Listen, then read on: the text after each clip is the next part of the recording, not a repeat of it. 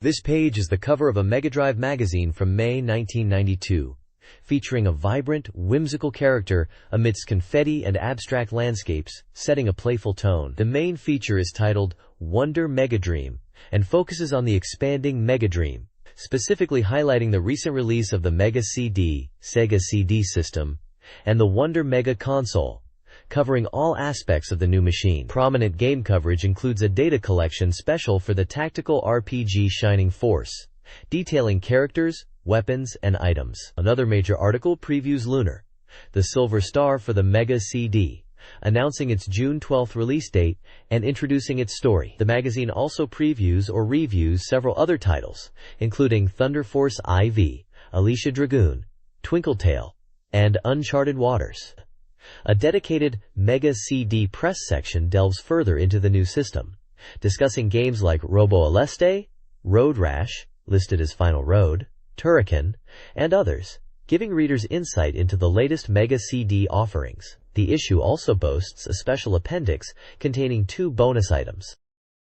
This page features the Mega Drive game Magical Taruto-kun. The article highlights the game's premise, where classmates disappear from school engulfed in a strange light, leading the protagonists, Hanmaru and Taruto, to investigate the mystery. Based directly on the popular anime series, the game is presented as a side-scrolling action platformer that faithfully recreates the world of the show. Screenshots showcase various gameplay environments, including school interiors and vibrant outdoor levels with boss encounters. The text notes the game incorporates Taruto's magic and action elements, and even includes voice samples from the characters. Sonic the Hedgehog makes an appearance at the bottom of the page alongside the Sega branding.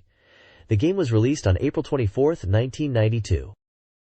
This page showcases the legendary tactical RPG, Shining Force, the legacy of great intention, for the Mega Drive. Prominently displayed is the game's title and key art, featuring the hero leading the Shining Force against a dark enemy. The article highlights the game as an unforgettable tactics RPG, detailing the invasion of Guardiana by the Rune Faust army and the rise of the Shining Force to defend their homeland. It emphasizes the game's deep strategic battles involving up to 30 characters, where each decision unfolds a unique adventure. Screenshots provide glimpses of the grid-based battle system, overhead map exploration, and character interactions. The text positions Shining Force as a pioneering strategy RPG that creates a personal dramatic experience for every player. The game is noted to be available now, utilizing a 12 megabit cartridge, priced at 8,700 yen. The image also features a clear shot of the Mega Drive console itself.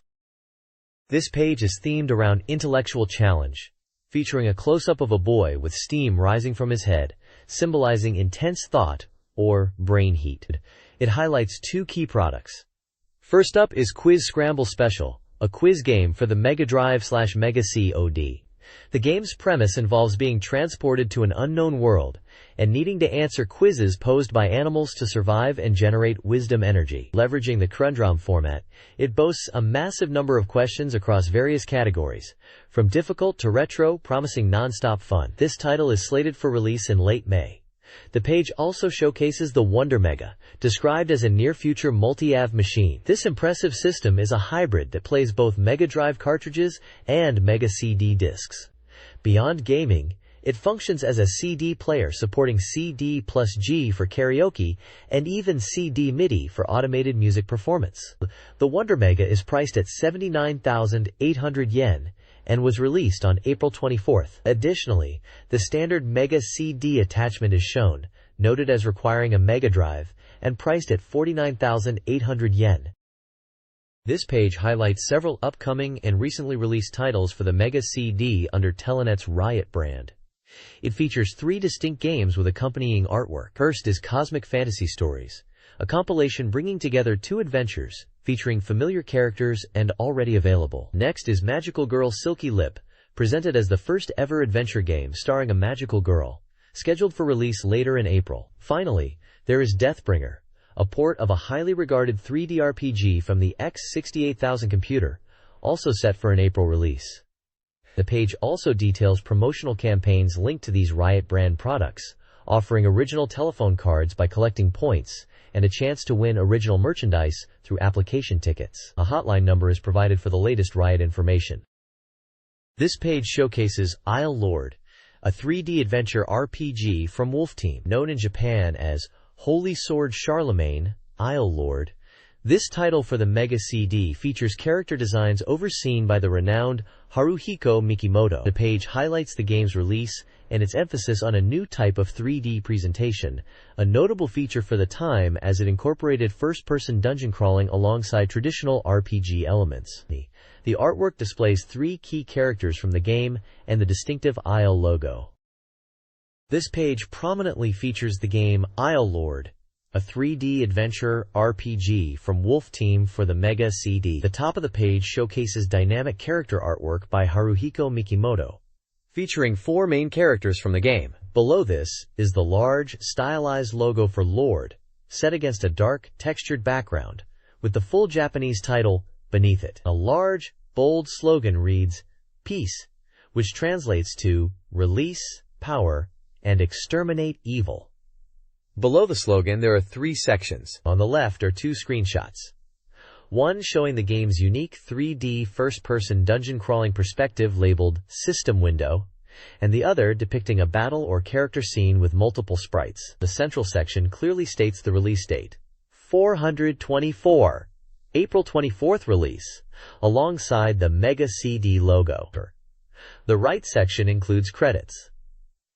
Illustration: Haruhiko Mikimoto, confirming the renowned artist's work on the character designs. The bottom of the page provides more credits, including information about the voice cast for the game's characters, and reiterates the developer, Wolf Team. There's also contact information for Gamers Hot Access. This page serves as a strong announcement for the game, highlighting its key features, artistic style, and imminent release date.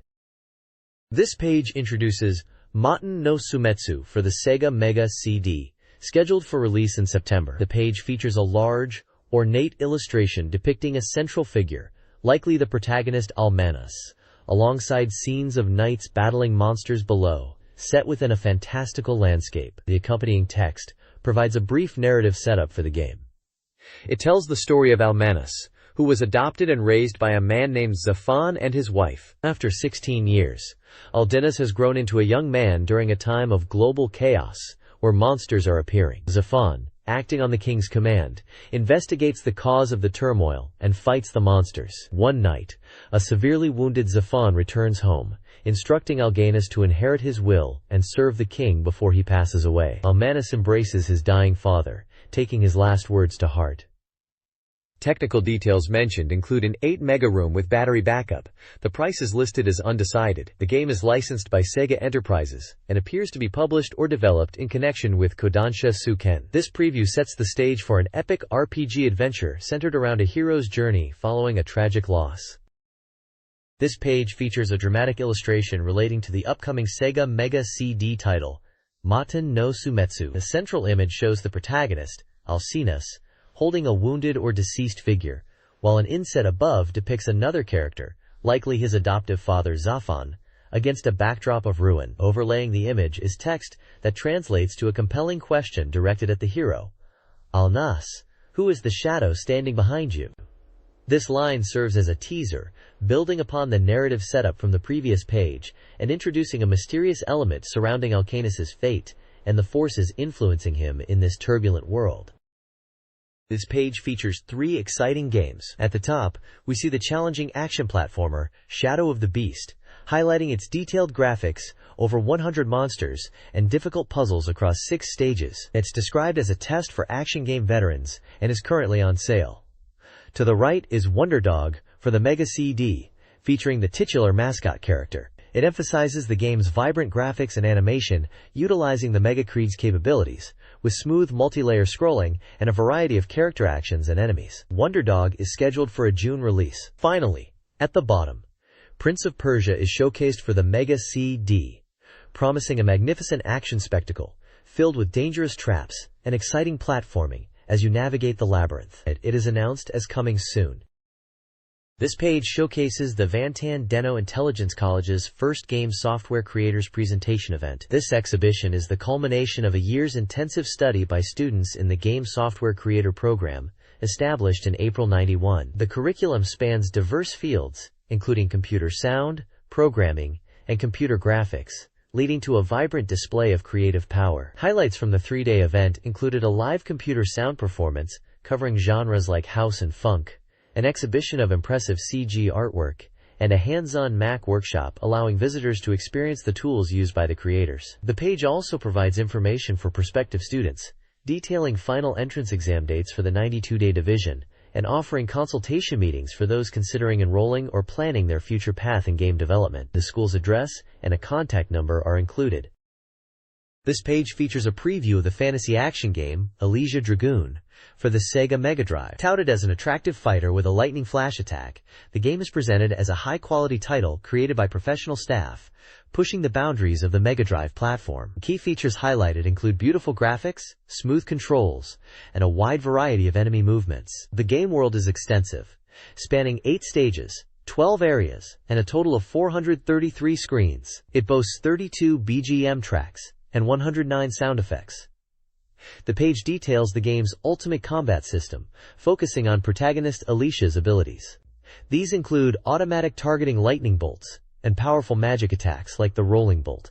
She is also aided by option monsters, subordinate creatures that fight alongside her with their own unique attack methods. The screenshots display Elysia in action, showcasing the game's detailed pixel art environments and various enemy types. The game was released on April 24th for 7,800 yen.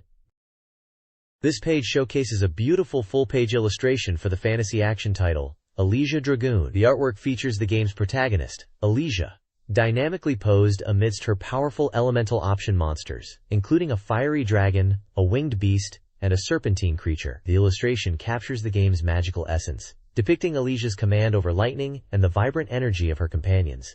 The piece is credited to artist Hiroyuki Hataike and published by GameArts. This page features the striking cover art for the classic RPG, Lunar, the Silver Star. The dynamic illustration depicts a heroic figure, likely the protagonist Alex, locked in combat with a massive, monstrous creature adorned with sharp spikes and powerful tentacles. Caught in the grasp of the monster's tendrils is a damsel, possibly the heroine Luna, adding a dramatic element of rescue to the scene. The artwork captures a sense of epic struggle and high fantasy adventure, with the hero wielding a sword against the beast. The distinct art style is immediately recognizable, characteristic of the beloved game series. Below the central image, the prominent title, Lunar the Silver Star, is displayed, alongside the Japanese title and credits for GameArts. It perfectly encapsulates the grand scale and character-driven narrative the game is known for. This page showcases the stunning artwork and previews the gameplay of the highly anticipated sequel to the previous page's feature, Lunar, the Silver Star. Here we see Lunar, Eternal Blue for the Sega CD. The main illustration depicts the new protagonist, Hyro, alongside Lucia and their companion Ruby, facing a dangerous situation in a snowy, cavernous environment. The art captures the intense atmosphere, with the characters appearing startled and ready for action against unseen foes hinted at by the dramatic text block.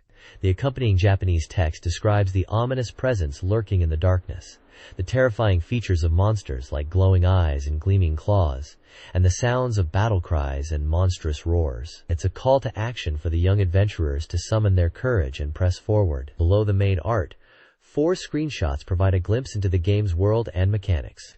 We see the familiar isometric overworld map, a scene from a town or village, a tactical turn-based battle screen featuring the party-facing enemies, and a character portrait, likely of Hyro during a dialogue scene. This confirms the continuation of the series' classic RPG style, known for its engaging story and presentation on the Mega CD. Published by GameArts, known for their incredible work on the Lunar series, the page also lists release details, confirming it as a Mega CD exclusive. This page features the exciting tennis game, the Tennis Tournament 92, Grand Slam, for the Sega Mega Drive, published by Telenet. The dynamic artwork depicts a triumphant player raising his racket in victory, capturing the feeling of reaching the pinnacle of the sport after a tough match, as stated by the headline text, which reads, "After a heated battle, now standing at the peak of history and tradition." The game offers several modes to engage players. You can create your own player in player mode, hone your skills in practice mode, or compete in match mode, which features 7 combinations of singles and doubles play. The centerpiece is the tournament mode, allowing players to compete in the world's 4 major tournaments, representing the prestigious Grand Slams, Wimbledon, the UNS Open, the French Open, and the Australian Open. The page also notes the game is scheduled for release on May 29th and will be a 4 mega cartridge, priced at 6,800 yen. While no gameplay screenshots are shown, the vibrant artwork and description of the modes promise a comprehensive tennis experience for fans of the sport on the Mega Drive. King Salmon, a fishing simulation game for the Sega Mega Drive, is featured on this page. The game, published by Hotbee and licensed by Sega, aims to realistically recreate king salmon trolling. The page uses a photo of a record-breaking 97-pound king salmon caught in 1985 as the backdrop. Illustrations explain fishing techniques, including lure types, spinner, spoon, plug, line strength, and finding the correct fishing depth. A notable challenge is catching the king of king salmon, a powerful, elusive fish. Screenshots reveal a top-down river view for trolling and a screen displaying fish details. The game promised exciting fight scenes and thrilling events. Scheduled for a July 17th release, King Salmon had a price of 6,800 yen. This page introduces Detonator Orgun, an action game for the Sega Mega CD. The dominant image features the titular mecha, Orgun, alongside a human character who appears to be Izan, or Shin Kanzaki, locked in a dynamic pose in space. The text highlights the game as an anticipated release in the gaming industry, emphasizing its connection to animation and the capabilities of the Mega CD platform. Based on the popular anime series of the same name, the game promised to deliver a new kind of animated experience on the console. This page continues the focus on the upcoming Detonator Orgun action game for the Sega Mega CD. It features a prominent illustration of the Orgun mecha and what appears to be the protagonist, Shin Kanzaki, or Izan, in space. The text describes the game as an unprecedented OVA-scale production, boasting full animation that rivals its source material, an original story unique to the game, and the appearance of new characters. Set in the 23rd century, the story follows a 17-year-old student who encounters the alien entity Orgun amid an invasion, marking the start of the hero's tale. The game is scheduled for a May release, with the price yet to be determined. The page also details the release of the final part of the original Detonator Orgun OVA series, and a soundtrack CD, linking the game to the established anime universe. It mentions the existing novel series as well. This page features an advertisement or preview for the racing game F1 Hero MD on the Sega Mega Drive, scheduled for release in May for 7,800 yen plus tax. The game is notably supervised by legendary Japanese Formula One driver Satoru Nakajima. It promises a compelling cockpit view and supports two-player competitive play. Players can race on all 16 courses from the 1992 F1 season, plus Fuji Speedway and 2 original tracks. The game boasts detailed settings including track conditions, temperature, and the ability to freely configure the rival grid. You can also fine-tune car settings like engine, tires, and suspension across 3 levels. Screenshots showcase the cockpit perspective and the race view, highlighting the 3D racing action. Note that the visuals shown are from a development version. This page features information on 2 upcoming racing titles, supervised by the legendary F1 driver Satoru Nakajima. The top section highlights F1 Hero GB92 for the Nintendo Game Boy, scheduled for a July release with the price yet to be decided. This title boasts comprehensive course and driver data from the 1990 to 1992 seasons, including realistic reproductions of track undulations and tunnels. It features a rear-view mirror display and allows players to set up various car parts. Satoru Nakajima also provides course commentary, and the visuals are noted as significantly enhanced compared to previous installments. Below that is Super F1 Hero for the Super Famicom, slated for an August release, also with the price TBD. This game is said to fully utilize the Super Famicom's capabilities to deliver stunning graphics, visuals, and sound. It focuses on providing an ultra-realistic control feel through a cockpit-style 3D view, building upon the speed sensation and gameplay know-how from the previous F1 Hero series. Notably, Satoru Nakajima takes on the role of the player's team manager, offering guidance during the game. Both games are positioned as pushing the boundaries of Frying One simulation on their respective platforms, with a strong emphasis on realism and Nakajima's expert oversight. This page features the upcoming Sega Mega Drive title, Slime World, an adventure game. The striking artwork shows a human character battling grotesque slime creatures, highlighting the game's intense and perilous theme. The prominent tagline in English and Japanese translates to, "It's melt, or be melted." Quote, emphasizing the survival aspect against the viscous enemies. Published by Microworld and Epix, the game is highly anticipated in Japan, being described as a highly acclaimed slime world from America finally landing in Japan.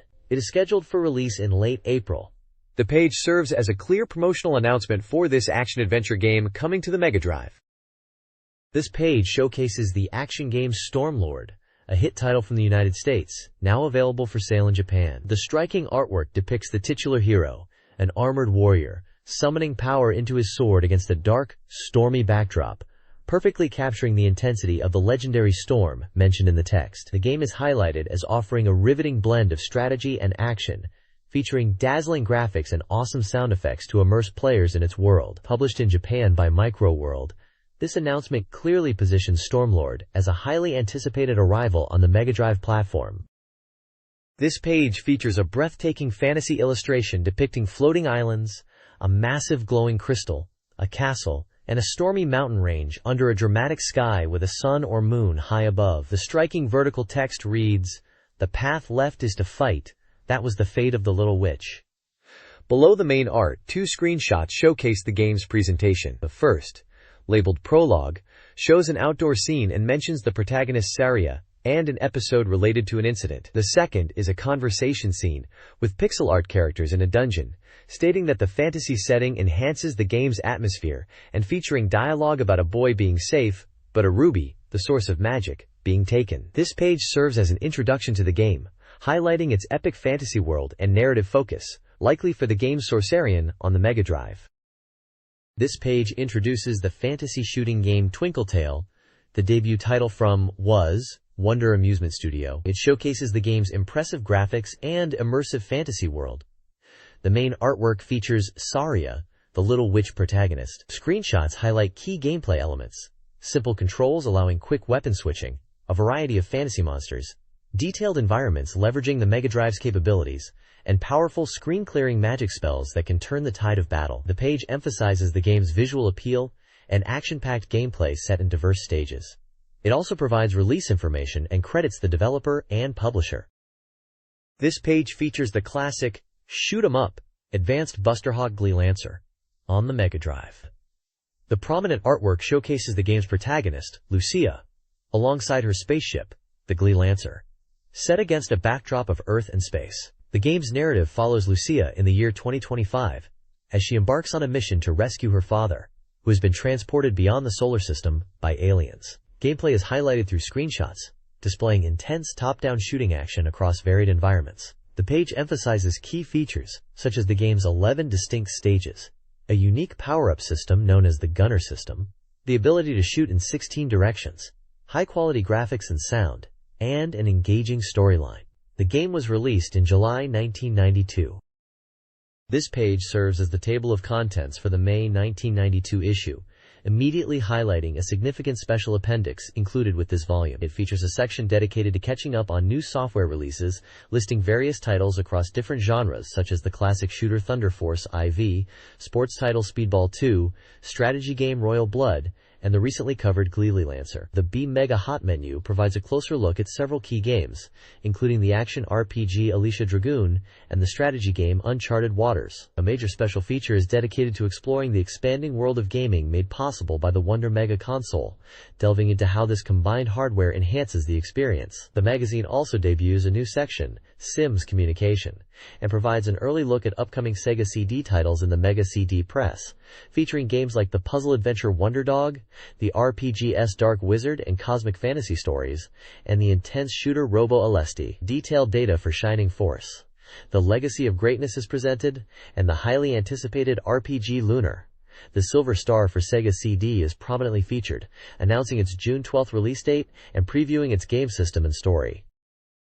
This page features the latest sales charts, breaking down the hottest titles for both the Mega Drive and the Game Gear. Looking at the Mega Drive rankings, it's quite notable that the top 3 spots are all claimed by RPGs, indicating that players are deeply invested in that genre right now. While the article suggests a bit of a lull in major new releases, the strong performance of RPGs is certainly boosting the market. The top seller is Sorcerer Kingdom, followed by the Mega CD RPG Seirei Shinseki Fesaria and Minato no Tlesia. The list also includes titles like Fighting Masters, Tecmo World Cup 92, Super Fantasy Zone, the ever-popular Sonic the Hedgehog, SD Valis, Juju Legend, and Tenkafubu, Ayutachi no Hukao.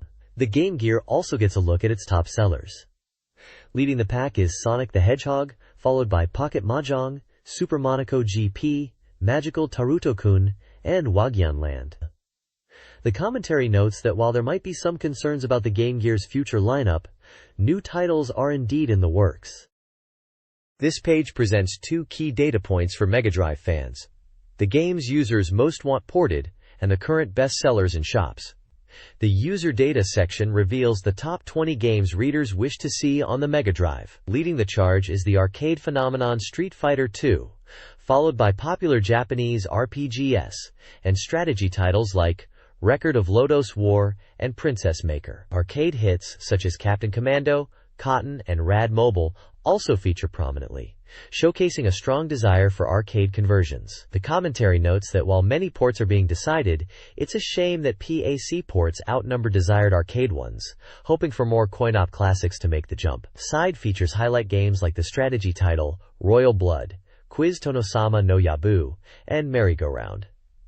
Below this is the shop data top 5, reflecting actual sales. Sega's own F1 exhaust note takes the top spot, but Capcom dominates the list with Street Fighter II and the beat-em-up classic Knights of the Round. Midway's arcade conversion of Terminator 2 also lands in the top 5, alongside Jaleco's Grand Prix Star. The accompanying text expresses excitement about the appearance of Street Fighter II-, hinting at the ongoing impact of Capcom's fighting game giant. This page dives into the most anticipated upcoming games for the Mega Drive, based on reader polls. It highlights the excitement building, noting the confirmed June 12th release date for Lunar, the Silver Star on Mega CD, a highly awaited RPG that's sure to please fans. There's also a mention of 3x3 Eyes, with some uncertainty noted about its platform status or potential for other systems. The top of the list is dominated by Lunar, the Silver Star at number 1.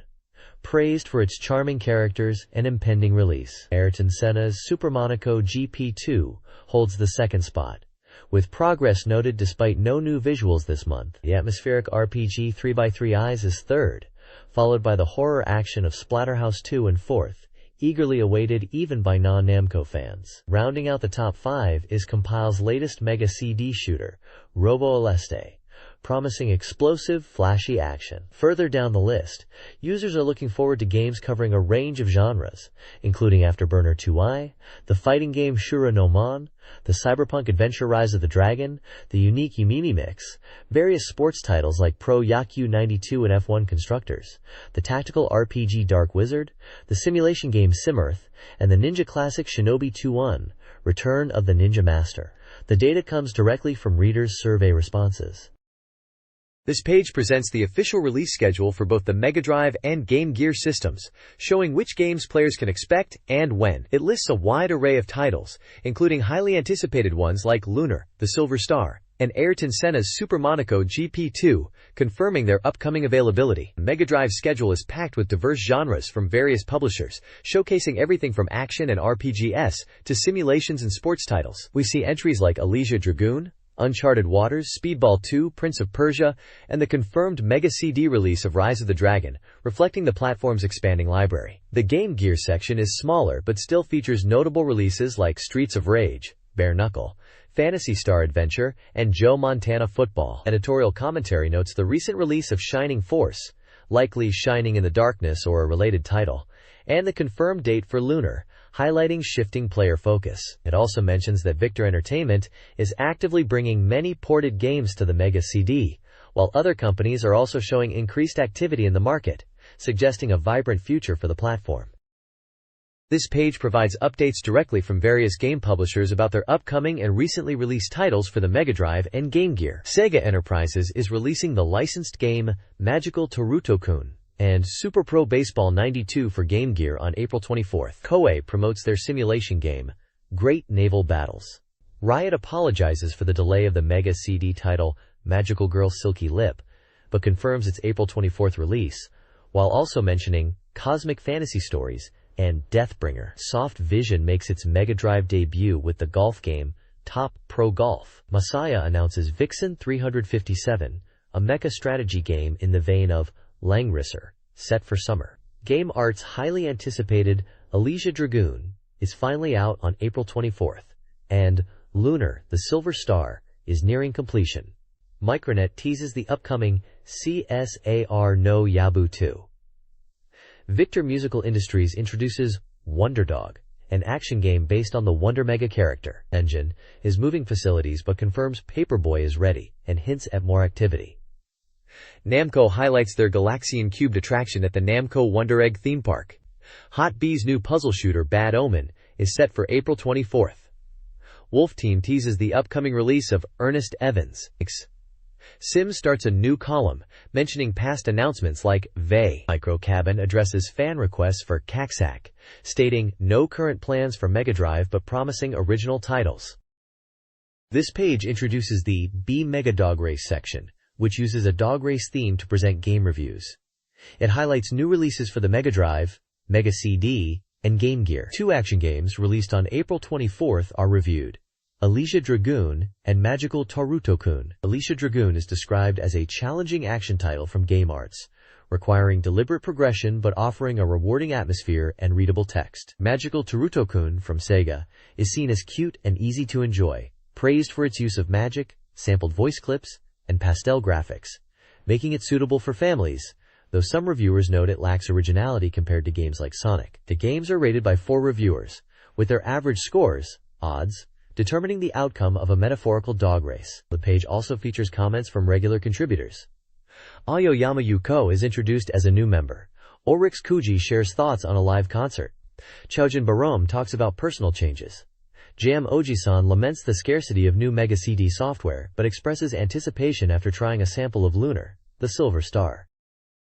This section reviews 4 upcoming Mega Drive and Mega CD games. Bad Omen, a block-breaking game inspired by Arkanoid, offers action-focused gameplay and 2-player co-op, but some find the controls clunky. Uncharted Waters, a Koei simulation game, focuses on 16th-century trade and diplomacy, appealing to fans of Koei's PC simulations, though some wish for more adventure elements. Isle Lord, a Wolf Team RPG for the Mega CD, features 3D dungeon crawling and impressive visuals, but suffers from confusing navigation and a slow pace. Lastly, Deathbringer, a Mega CD RPG, improves upon its PC predecessor with auto-mapping and clean graphics. However, the lack of a class system and dated visuals may deter some players.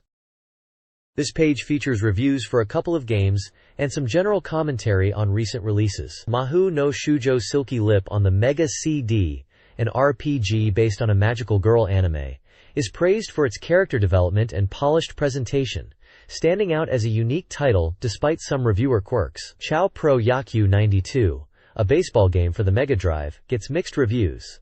While it uses real player names, the core gameplay like batting timing and player movement is criticized. A commentary section points out Magical Taruto-kun, Mega Drive, and Mahou no Shoujo Silky Lip, Mega CD, as key releases, also recommending the action of Landstalker, referencing the character Alicia, and the solid Magical Taruto-kun as top Mega Drive picks.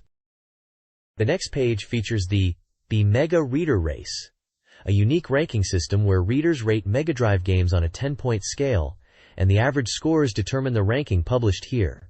This serves as a guide for fellow readers looking to purchase games. Games enter the list once they receive at least 10 votes, and the rankings dynamically change with reader participation. The main ranking table, Odds Table A, shows games ranked by their average reader score. The top spot this time goes to Tenka Fubu, Ayutachi no Hukao, taking over from the previous leader, Super Fantasy Zone, which is now ranked 4th. Sonic the Hedgehog and Advanced Daisenryaku, Deutsch Dengeki Sakusen remain high on the list.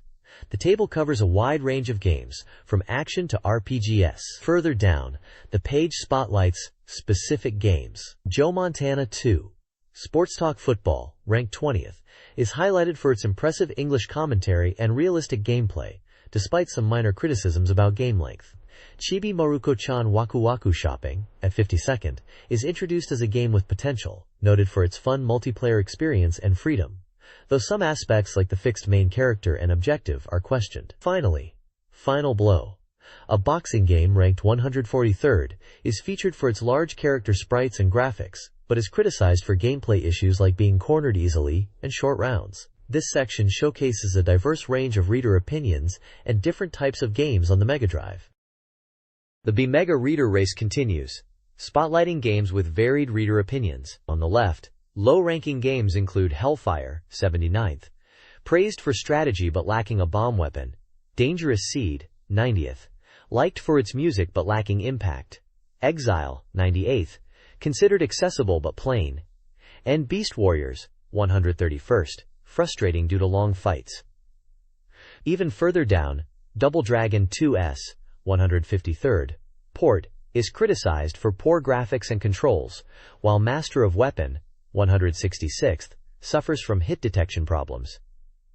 The odds table B, on the right, covers rankings from 42nd to 86th, featuring popular titles like Columns, Afterburner 2, and Strider.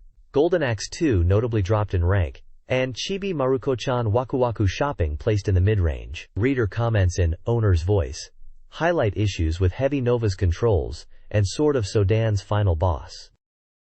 This page of the BeepMD reader race presents rankings from 87th to 131 stone, featuring games like Thunder Force 2i, Super Hang-On, and Spider-Man. The primary focus is a review of Thunder Force 2i by Hirokazu Yasuda, highlighting its high-speed scrolling, sound design, and challenging difficulty. Yasuda, reflecting on the series' evolution and his own gaming skills, praises the Genesis port.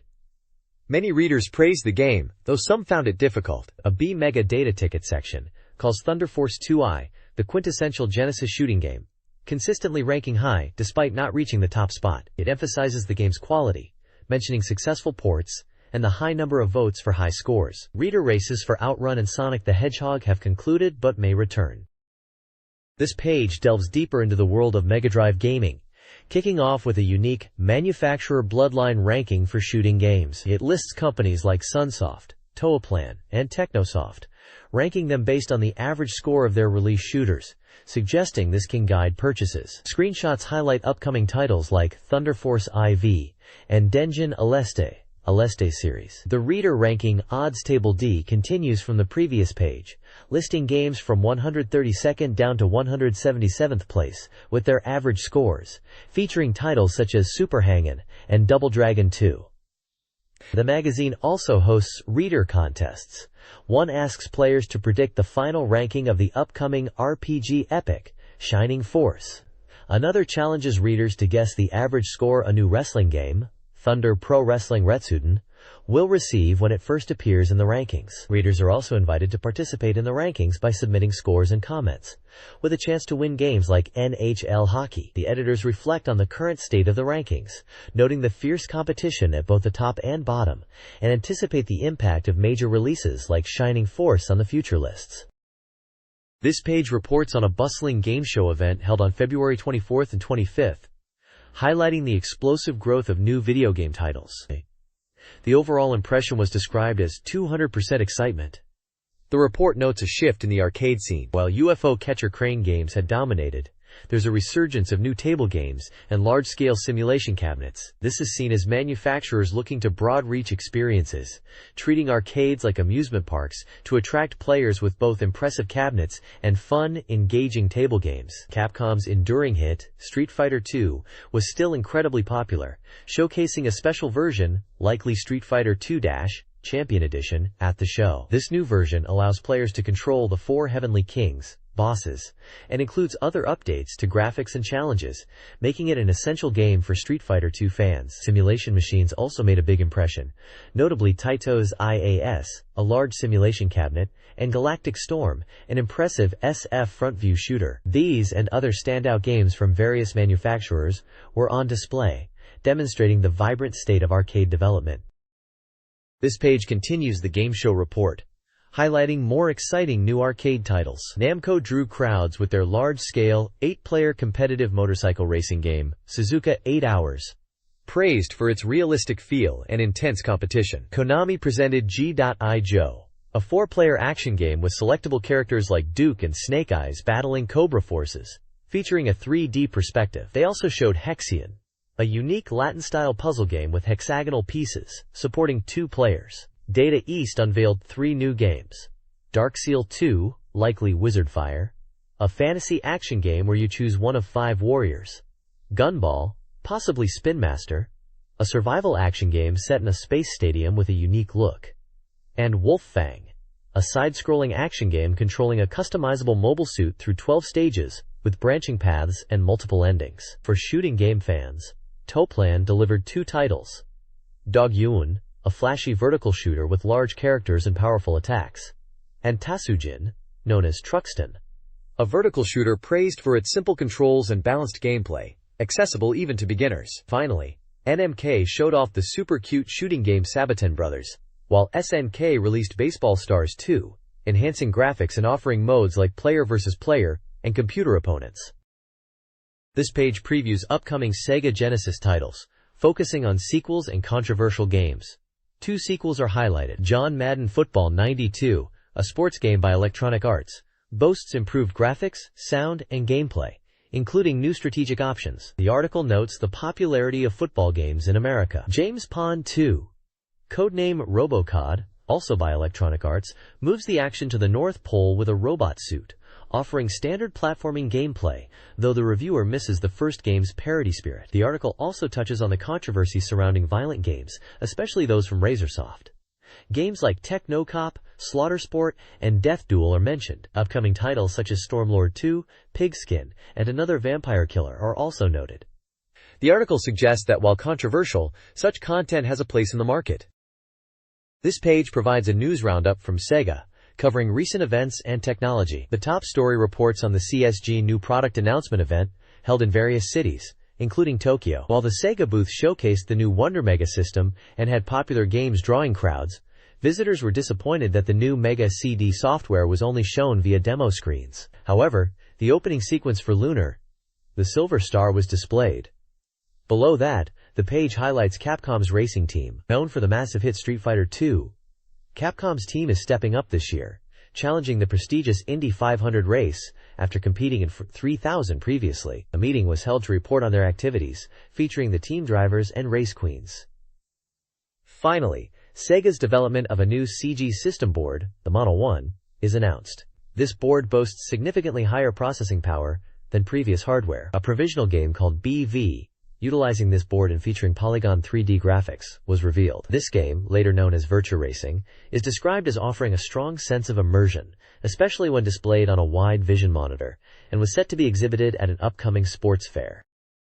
This page follows up on the CSG event, reporting that room cartridges remain strong even as new third parties enter the scene, despite some disappointment over the lack of playable Mega CD demos. The outlook for the Mega Drive is seen as bright, with third parties poised to lead. Exhibitors like Namco showcased hits such as Rolling Thunder 2 and Splatterhouse 2, while Data East presented new software like Two Crude Dudes and Rohaga, Armor Force. This debuted Twinkletail, and other companies displayed titles like Top Pro Golf and Detonator Organ, though Afterburner 2, I was only shown as a demo. Beyond game previews, there's significant focus on game music releases, including an original album and upcoming live show from the S-Top Band, the soundtrack for Lunar, the Silver Star, and music creds for arcade hits like Salamander and Starblade, alongside a Super Famicom game music set. This page highlights third-party growth and numerous game music releases following the recent CSG event. This page reports on a variety of gaming and entertainment news. Telenet Japan has opened a huge resort-style amusement facility called Cosmic Fantasy in Hawaii, located in the prime Waikiki area. It boasts around 80 machines across 50 types, including video games, large-scale simulators, and even a couple of the impressive R360 arcade cabinets, which are rare in Japan. The facility also features karaoke, a kushiyaki restaurant, and a stylish counterbar. The photos show the bright exterior, the multi-level interior with escalators, and the opening ceremony featuring Telenet President Fukushima alongside local celebrities, including what appears to be a wrestler. Elsewhere, an exciting game event was held at the famous Club Gold near Junior Tamachi Station, focusing on TV games, with Mega Drive titles prominently featured. Attendees were seen enjoying the games, and the event pictures again seem to show the same wrestler from the Telenet opening amongst the participants. In related news, A movie exploring virtual reality titled Virtual Wars is set for release in early May. Described as going beyond standard SF with impressive SFX and CG, the film delves into the potential negative consequences of VR, suggesting fear and tragedy can arise from it. Finally, for racing fans, the magazine announces a Sega GP time trial event starting mid-April at the game library, letting players test their skills in the Fry 1 game. This page kicks off a new release scramble, highlighting several upcoming games. Among them are heavy hitters like Thunder Force IV, Speedball 2, Royal Blood, Gleely Lancer, Vixen 357, Dyna Brothers, David Robinson's Supreme Court, Top Pro Golf, Kunio-kun no Neketsu Soccer League, and Paperboy. The main focus is on Technosoft's highly anticipated Thunder Force IV, which is still in development. The article notes that enemies are more powerful than ever, prompting the player's ship to also power up significantly in speed and firepower. It details 7 weapon types available alongside standard equipment, including powered-up versions of the familiar claw and shield options. Screenshots showcase various weapons like the standard twin shot, the potent blade, the backward-firing backshot, the nearly invincible railgun, the ground-hugging snake, and the versatile freeway. The developers hint at a mysterious, hidden ultimate weapon in the game, speculate it could be something devastating like a nuclear bomb or wave motion gun, and promise more details when available. There are also glimpses of early and mid-boss encounters from Stage 1 and Stage 4, highlighting the visual effects and enemy design. This page continues the new release scramble section, focusing on 2 distinct titles, the intense sports game Speedball 2 and the fantasy simulation Royal Blood. First up is Speedball 2, developed by the legendary Bitmap Brothers.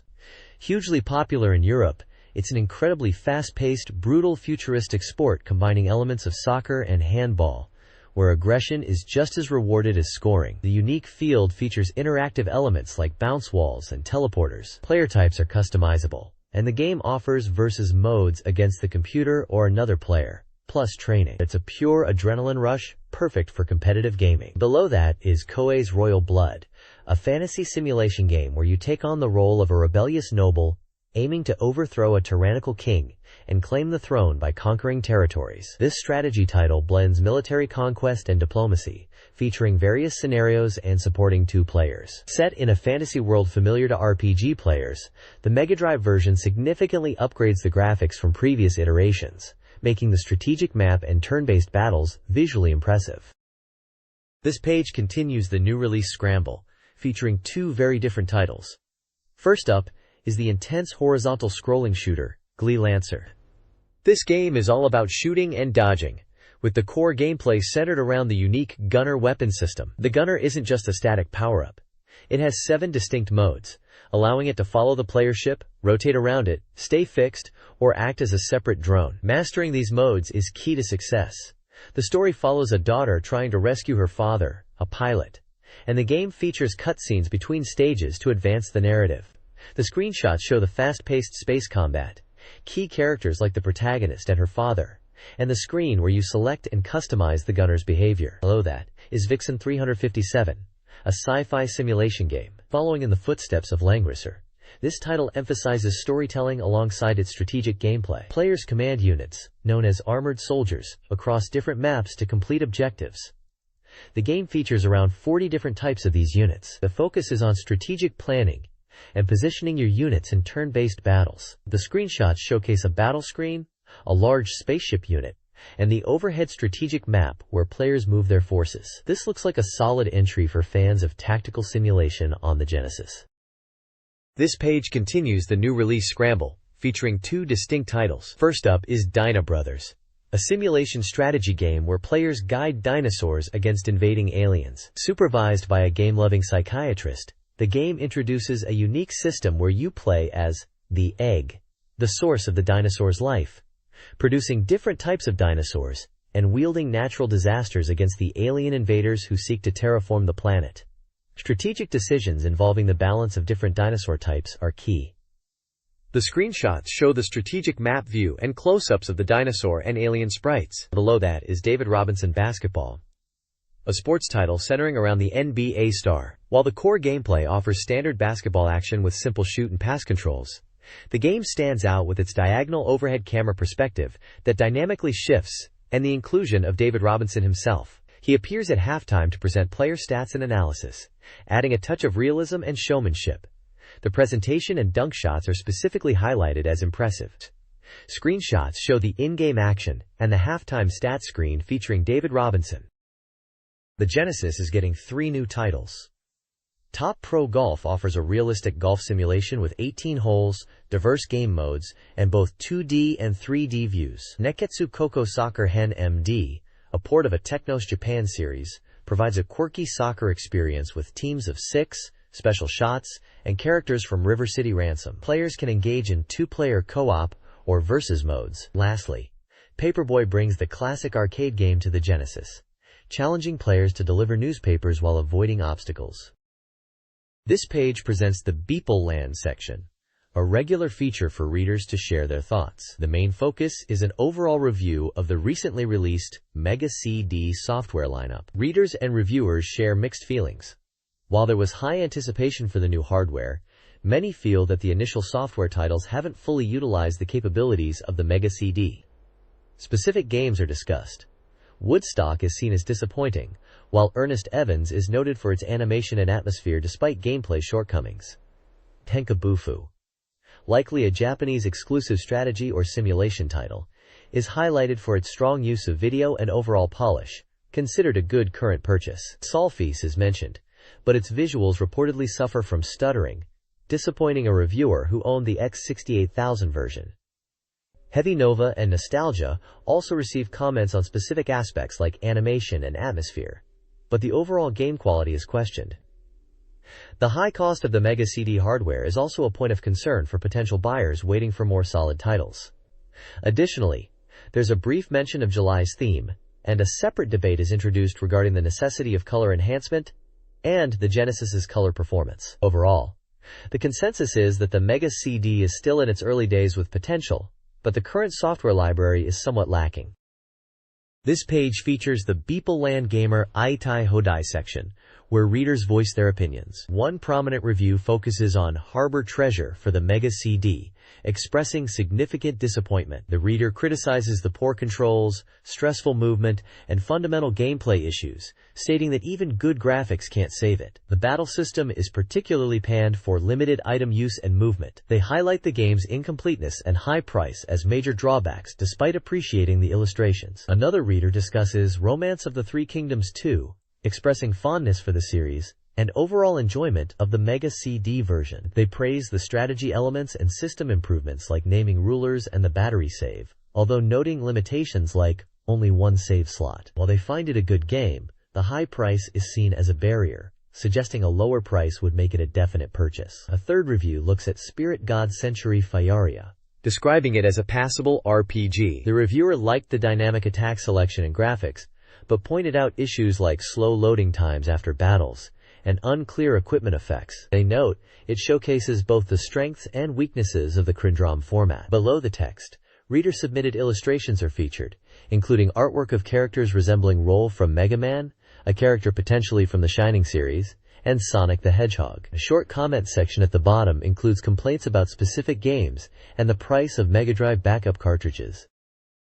This page features the BeepMD, What I Want to Say to the Industry section, where readers share their unfiltered opinions. Readers weigh in on the hot topics of the time, like the announcement of the Super Famicom Crydrom, expressing skepticism about its price and comparing it to the Mega CD. One reader questions the future of the Mega CD, noting the increasing popularity of ROM-based games, but hoping Sega pushes the CD format more, particularly for quality software that utilizes its capabilities, mentioning classics like Phantasy Zone, Space Harrier, and Outrun, and even the Game Gear titles. Another reader reflects on the Master System's status in Japan, and ponders the idea of porting Mega Drive games to the Game Gear, emphasizing the need to differentiate between home consoles and handhelds. Taito's situation is a point of concern for some, with readers hoping for a comeback and more Mega Drive support, specifically wishing for a new Ninja Warriors title. There's also a creative suggestion for Sega to release a Mega CD featuring music from famous Mega Drive games, potentially with accompanying visuals. Finally, a reader looks to Victor Entertainment, JVC, hoping they bring their development efforts to the Mega CD via the Wonder Mega, perhaps referencing their PC Engine Creedrom work. The page is dotted with charming illustrations submitted by the readers themselves. This page is the BeepMD Talk Focus section of BeepLand, featuring reader submissions that highlight funny observations about Mega Drive games, often pointing out surprising resemblances. Readers are having a field day with character lookalikes. One reader rips into a character in the strategy game Sangokushi Retsuden, comparing them unfavorably to an Arinamin vs. energy drink commercial featuring actors New Yorker and Michael Harder. The editor amusingly agrees. Another reader sees comedians Uchan and Nanchan in characters from Streets of Rage. The similarities just keep coming, with a reader noting the Stage 5 boss in Super Fantasy Zone looks like the actor Bengal. The discussion moves to fighting games, with a reader spotting a dragon in Kaneko's Tenkaretsu Musashi that looks exactly like one from their fighting game Kabuki Z.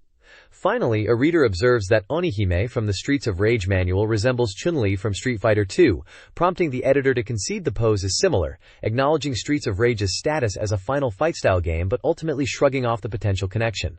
The page is filled with reader-submitted illustrations bringing these resemblances to life, and the monthly Beeple Grand Prize is awarded to a reader for their Sangokushi Retsuden observation. This page includes corrections and reader contributions. First, the magazine apologizes for several errors in previous issues, including misidentifying the title of Thunder Force IV, incorrectly ranking the YS series, and errors in names of a voice actor and a historical figure. The page then details various reader submission categories for the BeepLand section, inviting opinions on games played, feedback for the industry, funny observations and lookalikes, where content like that from the previous page fits, game-related questions, and even complaints. The theme for the next reader discussion is the Mega Drive's simultaneous color capabilities. Finally, the winners of prizes for submissions in the previous issue are listed, including various game software for both Mega Drive and Game Gear, a Sangokushi 2-card game set, Ku Shibusawa book sets, survival knives, and illustration boards. A 4-panel manga strip features MD Kun discussing game performance, including issues with scrolling in a game, possibly related to Thunder Force, and a debate comparing the Mega Drive and Super Famicom, reflecting fan concerns about performance and hardware capabilities. This page continues the Sega Falcom Communication series with Act 7, featuring a visit to Nihon Falcom's main office in their new building. The atmosphere feels refreshed after the move. The page includes an interview with Masayuki Kato, the representative director and president of Nihon Falcom, who is also the president of Sega Falcom. He discusses the company's strategy of moving offices periodically to change the mood, and mentions this is their 4th move. He confirms new software releases are planned, and specifically talks about upcoming Dragon Slayer series titles. When asked about potential Mega CD ports for certain games, including Popful Mail, he states that while there are 9 titles planned in total, these 2 titles in particular have the possibility of coming to Mega CD, aligning with their philosophy of creating high-quality games. Photos show the new office spaces, including the exterior of the building where Falcom occupies the 5th and 6th floors, the spacious reception area, the busy development room where programmers are hard at work, and President Kato's impressive office. There's also a brief look at a company vending machine offering 20 types of juice.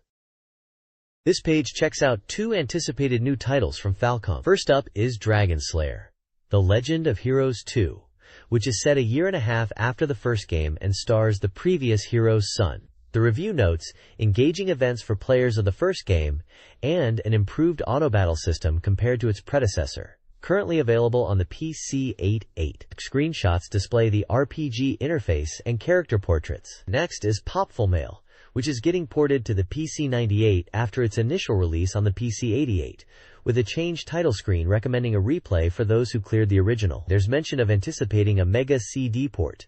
The visuals are highlighted as impressive. Screenshots showcase side-scrolling action, a boss battle, and character artwork. There is also a column by a Sega Falcom director, discussing industry matters. This page features a column by Jam Ojisan offering his perspective on the state of the TV game industry, specifically focusing on the Sega Mega Drive. The main topic is the concerning lack of re-releases for popular third-party software, which is making these titles difficult for users to obtain. He highlights that while big first-party titles like Shining Force get users excited, the scarcity of desirable third-party games is a major drawback, potentially limiting the Mega Drive's user base and affecting third parties' willingness to develop for the platform. The article explains that manufacturers sometimes avoid re-releases due to inventory risk, while wholesalers are also hesitant to stock older titles. Jam Ojizan argues that Sega needs to step in and work with wholesalers to address this issue, perhaps by supporting the inventory risk for re-released third-party games. Failing to do so, he warns, could lead the Mega Drive down the same path of decline as the Master System. A table lists 10 games that users are hoping to see re-released, featuring titles from various developers like Namco, Toa Plan, MUSHA, Sunsoft, Super Fantasy Zone, Messiah, Warsong, Star Cruiser, Sega, Sorcerian, and Wolf Team, El Viento, among others. The comments reflect user demand and frustration over the lack of availability or re-release plans for these popular games. Screenshots are shown for Quarterback and Sorcerian, two games mentioned as having high demand for re-release. This page features a promotional spread from Human Entertainment, showcasing two distinct audio programs accessible via a premium telephone service. The left side presents Bloody Hotel, Whisper of the Dead Soul, a horror narrative about a couple trapped in a ruined hotel during a storm, encountering hidden secrets and jealousy. It notes voice acting by Tesho Genda and others. The right side highlights Jungle Monarch, an adventure story following a child orphaned in the jungle and raised by orangutans, who later returns to uncover their past. Voice actors listed include Akira Kamiya, Kaiko Han, and Kohei Miyauchi. Below the large phone number 09903368871, details indicate the service costs 180 yen for 3 minutes, excludes those under 16, and is approved by the All Japan Telephone Service Association. Contact information for Human Entertainment's new media planning department is provided at the bottom. This page promotes audio storytelling services rather than specific game titles. This page features an advertisement from a Sega specialist store called Santa, located in Akihabara, Tokyo. It prominently displays the store's logo featuring Santa in a helicopter and a catchy phrase about magical Taruto-kun being a bargain. The main content focuses on recommended software and hardware sales for the Sega Mega Drive, Mega CD, and Game Gear systems. There's a Santa's Recommended New Releases Best 10 list, featuring notable titles like Shining Force, Elysia Dragoon, Shadow of the Beast, and Turbo Outrun, along with their release dates and prices. Below that are additional lists of software released between March and May, and a Best Hits 20 list, including classics like The Revenge of Shinobi, Sonic the Hedgehog, and Ghouls and Ghosts. The page also details pricing for the Mega Drive console itself, along with various peripherals like control pads and adapters. Extensive lists of dedicated software for the Mega Drive, Mega CD, and Game Gear are presented, covering a wide variety of genres from RPGs like Shining in the Darkness and action titles like Streets of Rage, to sports games and unique Japanese releases. There's even a section for older Master System software, including some foreign version imports, and a list of games compatible with Sega's Light Gun. The page provides comprehensive pricing for a large catalog of Sega titles and hardware available for order. This page showcases several reference books from SoftBank Publishing. The first two are volumes of the RPG Illusion Encyclopedia/Dictionary, covering fantasy lore and origins of monsters, weapons, and armor relevant to RPGs, including a specific volume focused on Japanese fantasy elements rooted in mythology, like the Kojiki. These provide world-building depth for players and game masters. Next is Magic Kingdom Simulacant RPG Setting Data, a book detailing RPG world settings, characters, jobs, weapons, armor, and items, aimed at those wanting to create scenarios or game content. Finally, there's Pinball Graffiti, described as Japan's first pinball book. It features around 180 pinball machines from 1965 to 1988, includes essays from notable figures like Haruki Murakami and Sugiyama, covers the history and practice of pinball, and other related articles. These books offer resources for fans of RPGs and a unique look at the history of pinball in Japan.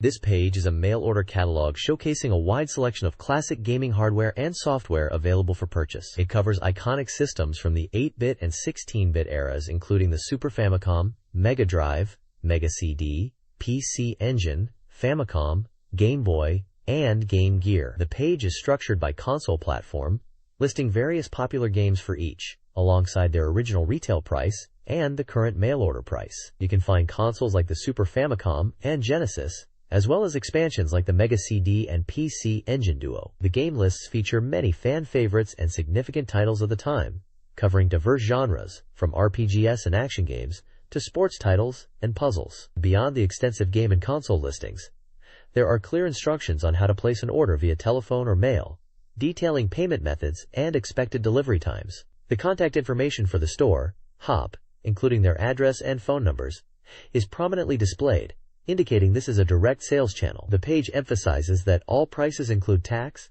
and notes that prices are subject to change based on market conditions, and they only handle new items. This was a common way for gamers to access titles, especially imports or less widely available ones, in the era before widespread online retail.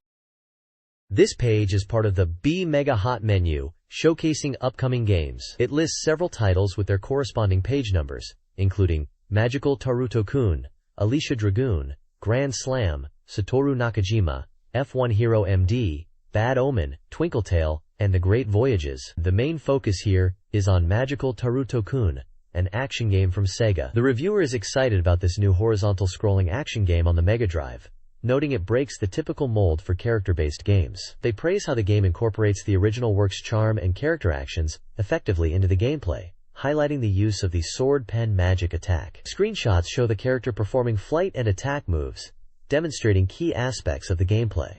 This preview suggests it's a promising title that stands out among licensed games. This page continues the look at Magical Taruto-kun, specifically detailing the first two stages. Stage 1, titled Jabao's Big Riot Chapter, takes place at Honmaru-kun's elementary school. The premise involves strange creatures appearing, leading Taruto to investigate.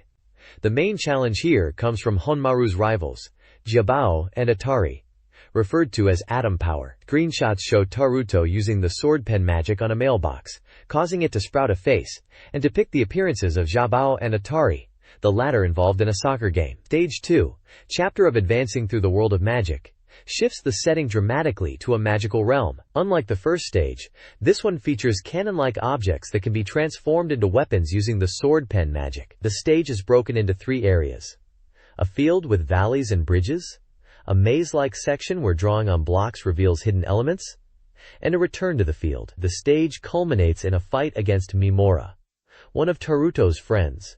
For reasons unknown, the screenshots showcase the dungeon/maze area with interactive blocks and the colorful environment where Mimora is encountered. The magazine highlights the surprising effect of using the sword pen in the maze, and mentions stepping on a switch-like object. This page delves into Stage 3, taking you to the whimsical picture book land. The stage is split into 2 distinct types of areas: a dark, challenging section swarming with bat enemies, and a tricky, forced scrolling segment where you must navigate by jumping across clouds while avoiding obstacles like a tall giraffe. The boss here is Count Rakururi, who unleashes bats. Defeating him is quite tough. The page also offers strategy tips. It highlights takoyaki as a crucial item that restores 1 life. Fans of the original manga will know this is Taruto's favorite food, found by defeating certain enemies or interacting with objects. It also details Taruto's magic ability. When he strikes a specific pose, his friend Mimora appears for a limited time to help in battle. This page features an interview with Hitoshi Tomizawa from Game Freak, the developers behind the Sega Mega Drive game Magical Taruto-kun. The interview delves into the game's development, highlighting the remarkably small team of only 4 people and the short development cycle of just half a year, which the magazine notes as quite extraordinary. Tomizawa discusses the team's strong focus and shared vision for creating the game, emphasizing the importance of teamwork. He describes Magical Taruto-kun as their take on a side-scrolling action game rooted in the manga's universe, with a strong desire to create an engaging character-based title. When asked about influences from other Mega Drive games, Tomizawa mentions that for character movement they looked more towards games like I Love Mickey Mouse rather than Sonic the Hedgehog, although he was particularly impressed by the variety in Dr. Eggman's attack patterns in Sonic. The page also includes screenshots from the game and a brief overview of Game Freak, noting their involvement in other titles like Quinty, Smartball, and Yoshi. This page dives into Game Art's action-packed title, Alicia Dragoon. The focus is primarily on Stage 5, known here as the Underground Water Source Cave, back to battle groups of bats early on, followed by green jady creatures that bizarrely shrink when struck by Alicia's signature lightning attacks, though they quickly recover. The terrain is quite challenging, described as bumpy with mountains and valleys, requiring careful platforming up, down, left, and right. Keeping an eye on your lightning power gauge is crucial for survival. Interestingly, the page highlights that helpful fairies are available in areas you can't quite reach with a normal jump, so seeking them out is key to progressing. The screenshots give a glimpse into the cave environment with its waterfalls and enemies, while accompanying artwork showcases Alicia herself surrounded by some impressive creatures, hinting at the powerful familiars at her disposal. This page continues the guide for Alicia Dragoon, focusing on Stage 5, specifically Area 8. It's described as a scorching hot lava cave, filled with erupting flames and tricky terrain Alicia must climb. New enemies appear, including the annoying Chagan who teleports in and out, and a dangerous rock army that falls from above, requiring careful movement. Environmental hazards, like steam vents and fire bursts, also pose a threat, demanding precise timing to navigate safely. The ultimate goal in this area is to reach the top and confront the boss. The boss is the formidable, ancient rock drill Gajin, a mechanical behemoth waiting at the peak. Gajin attacks by firing laser beams and spitting out crushed rocks while moving. The guide points out that this boss has two distinct weak points, the large drill-like claw on its left side and the middle of its 3 shovels, which is only vulnerable when pulled back. Players must target these specific spots to defeat Gajin. The page also reminds you not to forget to rescue the fairy in this area. Screenshots showcase the fiery cave environment, the falling rock enemies, and Alicia battling the impressive boss machine.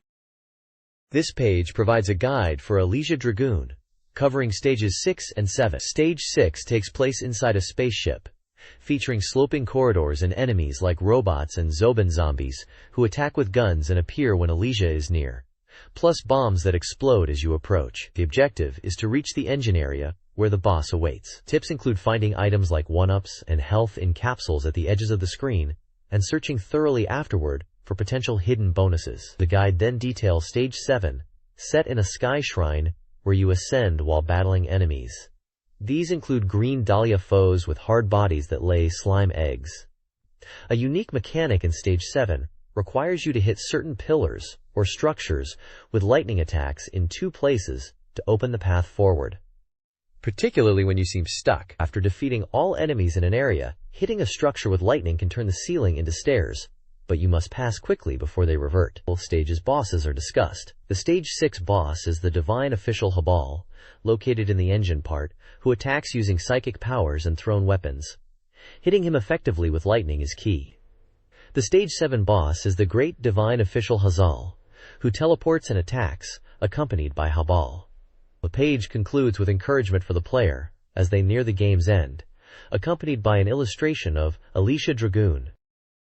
Grand Slam, a tennis game by Telenet Japan for the Sega Mega Drive, offers a robust tennis experience. Released on May 29 for 6,800 yen, it features exhibition, circuits, tournament, and training modes. A key highlight is the extensive player-making mode, letting players customize appearance, hitting style, preferred shots, and stat distribution, power, forehand, etc. Gameplay is designed to be easy to learn. The game also includes a password feature, and supports both competitive and cooperative 2-player doubles matches. Players can select from different court surfaces: lawn, hard, clay. The game aims to simulate the prestige of a Grand Slam, achieved by winning all 4 major tournaments in a single season. Overall, Grand Slam promises a comprehensive tennis simulation with strong customization options. This page continues the deep dive into Grand Slam, showcasing the talent pool and available game modes. The highlight is the grand reveal of all 24 top-ranked players featured in the game, consisting of 12 men and 12 women, each with a portrait and a brief description hinting at their playstyle. The article then details the game's modes, starting with training. This mode puts you on the court with a coach for focused practice, allowing customization of the court surface, ball type, and hit location, perfect for mastering specific shots. Next are the exhibition and circuit modes. Exhibition is your free play area, where you can pick your court and opponent, ideal for testing strategies against specific player types or practicing on difficult surfaces. The circuit mode is where the main challenge lies. You start at the bottom of the rankings and must battle your way up by winning tournaments. The ultimate goal is the Grand Slam, achieved by conquering the 4 major tournaments that make up the circuit. Screenshots show the training court setup and intense match action, including a championship point scenario with the score 3040, giving a clear look at the game's perspective and interface. This page features the racing game Satoru Nakajima, F1 Hero MD. This F1 simulation puts you in the driver's seat, aiming for the top of the racing world. The main mode is the Grand Prix, where you start with a small team and work your way up by earning points in races, ideally by finishing 6th or better in the 8-car grids. Success over the 16-race season leads to opportunities with stronger teams, requiring not just driving skill, but also smart car setup choices. You even get advice from racing legend Satoru Nakajima before hitting the track. Beyond the championship, there are other ways to play. Free practice lets you hone your skills on any track with any car, simulating race conditions. Time attack is perfect for mastering corners and chasing the fastest lap time. There's even a 2-player split-screen time attack mode to challenge a friend. Screenshots show various aspects, from pre-race advice and track layouts to the intensity of the race itself, highlighting the goal in and retiree states. The screens shown are noted as being from a development build, so minor changes may occur. This page delves deeper into the technical side of Satoru Nakajima, F1 Hero MD, emphasizing that driving skill isn't everything. Proper car setup is crucial. You adjust your machine using 6 key parts: tires, suspension, wing, brake, engine, and mission. Each part has stats for speed, grip, and HP, and you need to choose wisely based on whether you prioritize top speed, cornering, or durability for your race plan. The page shows small screens illustrating each part and its associated stats. It also explains the team structure, noting the game features 16 teams divided into 4 ranks from D to A, based on their performance strength. In Grand Prix mode, you start with a drank team and aim to climb the ranks. Screenshots display the team selection process. Furthermore, the page tours some of the circuits where you'll test your skills. These include famous tracks like the technical street circuit of Monaco, high-speed tracks like Silverstone, Hockenheim, and Monza, the challenging Spa with its famous Eau Rouge, and the unique technical Suzuka circuit in Japan. There's also an extra track, Autopolis, and a mysterious floating original circuit to conquer after mastering the others. Each circuit is shown with a layout map and lap time data. Mastering different setups for these varied tracks is key to success. This page boldly proclaims the arrival of CD, or CD has started playing. It's an advertisement showcasing the entertainment revolution brought about by CD technology. The striking visual features 2 models in elaborate, stylized costumes, representing the new era of digital entertainment. Below them, 2 key aspects are highlighted. Game CD, with the question, "Shall we listen?" implying the immersive sound and experience of CD games, and Karaoke CDG with "Shall we sing?" referencing the CD plus graphics format, perfect for karaoke. This clearly points to the capabilities of CDBASED platforms like the Sega Mega CD or Victor's own Wonder Mega, combining gaming and multimedia. Victor, the company behind this, positions itself as the creator of this revolution, stating, "Victor creates it." It's a powerful, visually driven announcement for the expansion of entertainment possibilities beyond standard cartridge-based gaming, highlighting both interactive games and audiovisual experiences like karaoke. This page is an advertisement for the Victor Wonder Mega, a console that combines Sega Mega Drive cartridge gameplay with Quadrom and CD Plus graphics capabilities. The imagery features two models, representing the fusion of technology and entertainment. The text highlights its versatility as a multi-amusement player, offering powerful TV games with large-capacity CD-ROMs for immersive visuals and sound, plus CDG for karaoke with lyrics displayed. It also mentions the potential for electronic instrument performance with future expansion software. The ad emphasizes Victor's commitment to high-quality sound and video.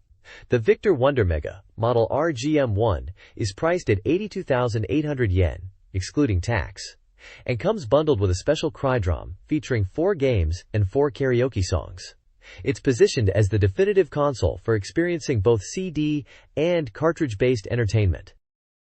This page features the Sega Mega Drive game Devilish, known as Bad Omen in Japan. Described as a unique block-breaking game with fantastic horror graphics, it offers a different experience compared to titles like Arkanoid, notably allowing players to clear stages without destroying every block. The page details the game's mechanics, including 3 types of paddle formations that adapt to scrolling directions and speeds. There are also 3 distinct game modes: 1-player, 2-player co-op focusing on teamwork, and a 1-player time trial mode perfect for practice. A selection of power-up items are introduced, such as extending the paddle, a fireball that devastates blocks, a bomb-like item for clearing the screen, a time stop, and a roulette for randomly obtaining items. The article briefly touches upon the first 2 stages, the graveyard and the challenging clock tower with its shifting scroll direction, and introduces the first boss, a demon with problematic extendable arms, plus a bonus event stage centered around a giant clock. It highlights the game's strategic depth and tense gameplay. This guide provides tips for advanced stages of the Sega Mega Drive game Devilish. Stage 3, the waterfall, introduces time pressure and unpredictable ball movement. Stage 4, the Sky Temple, emphasizes cannon use and features the tough boss Trent. Stage 5, the Sea, with its swaying screen and electric jellyfish, leads to the Undine boss fight. General strategies include prioritizing forward movement, utilizing map features like cannons, and choosing the best paths. Later stages like the Fire Cavern and Great Plains feature tighter time limits and added challenges. The guide stresses that clearing the game, even on easy, is difficult, but these tips are designed to help players through the harder stages. This page dives into the action-packed world of Twinkletail for the Sega Mega Drive. This is a charming shooting game where the main character, Saria, a cute young girl, uses her magical powers to save the world from invading monsters. The core gameplay is straightforward: control Saria and blast enemies. The story progresses as you defeat key boss characters.